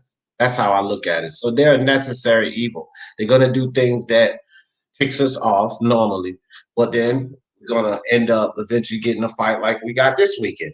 Because this was Al Heyman and Floyd they put on that. Because of how anybody like, right? They gave us that fight. So they're necessary evil, in my opinion. Absolutely, man. Well said. These promoters, man, they're a lot of them are snakes. But what else can you do? How else would boxing look? You like at the UFC, Dana White ain't no saint either. He's got all the power. He makes the fight. No, he's worse than all of these guys, and I really mean that. His own mother said it. His mom did a yeah, serious. His mom did an interview and she was saying, before Dana got into this promotional thing, he was my loving son and we would have a good time. And now he's just a disgusting scumbag and I can't stand him. I was like, holy shit. She says he's a real piece of shit. I was like, oh my God. This was his mother talking about him. So what kind of problem this dude is. Yo, Jimmy knows her, or used to know her, I think, back in Boston. Oh, really? Yeah, and he said that she would tell you some stories, man, if you met her. Straight up, she would like, oh, yeah, yeah, man, I mean, he was, but it's interesting because you look at a guy like Bob Arum. You look at him, his history, and you go, okay, you see he went to Harvard Law School. He was prosecutor, I think, at some point, or defense attorney, I forget which. So you would think, well, okay, he went to an Ivy League. How? But that's whether it's from the streets like Don King, or Dana White, who's also from the streets. You only make it in this business by being a snake. You take a look at all the other small promotional companies that exist, like a Dudy Bella and These guys. Yeah, but what's the other one that Cathy Duva? Main events. Main events, yeah. They gotta work with with big ones, and they gotta let the big ones call the shots in negotiations, and they try to play the field and try to be respectful too, or try to be fair.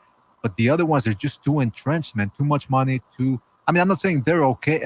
I shouldn't say that. I'm not saying they don't, because if they were in the position of a top rank or a PBC or a Golden Boy, they would probably try to do some shenanigans too. But what I'm saying is boxing. Okay, I'll give you a quick anecdote. There was a guy, a movie producer. Now, if you know anything about Hollywood, it's a bunch of sharks in there too. This producer decided to get into boxing. He said, okay, I'm going to take my money. He had a lot of money. I'm going to start a promotional company. For a couple of months, I believe, or I forget how much, he told the boxing writer, he said, man, I thought Hollywood were a bunch of sharks. These guys in boxing, they make him look like choir boys. It's a different ballgame, boxing, because you already got 3 or 4 people entrenched, and money is not enough. Look at Jay-Z. He tried to get into it. He bailed out. 50 Cent tried with all his money. He bailed out. Sugar Ray Leonard, prior to them, tried. He had to bail out. It's not just about money, man. It takes a different type of shrewdness to make it. What was that? Canelo's promoter previously, Star Boxing, right? They basically had it like a generational superstar, man. And Oscar just came in and basically just poached him out of that contract. There was a breach of contract right there, man. That's snake shit. That's right, man. Yeah, there was a producer of The Simpsons. I think his name was Sam Simon. He passed away, I think, a couple of years ago. But he was a writer too, and he had a pile of money from television because he was a writer and producer for a whole bunch of hit shows like Taxi and a bunch of other shows. At one point, he was managing, I think, or promoting. What's his name? Lamont Brewster. When Brewster upset Klitschko, this guy was like, oh, finally, all the hard work paid off. I think Brewster used to live in his house with him. Like, he would let him stay at his house and all that. And what happened? Don King comes over, whoop, scoops him up. Hey, thanks for everything you did. Now, beat it. That's the way it works, man. And it's the same thing with trainers. You know that's Virtuoso. You got this trainer who's had this kid since he was 15 or 12. Got him through the Golden Gloves, the Nationals.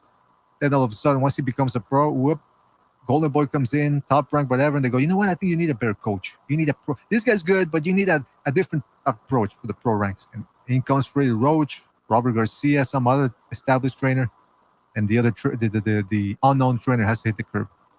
The reality of boxing, man. That sucks. Terrible game. It's a terrible game. So, Virtuoso, give me some closing thoughts, brother. I'm getting ready to shut this thing down. We 3 hours and 9 minutes in. Give me some closing thoughts, man.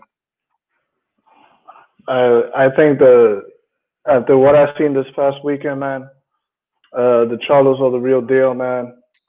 You know, Dirk the Coast need to get a new coach.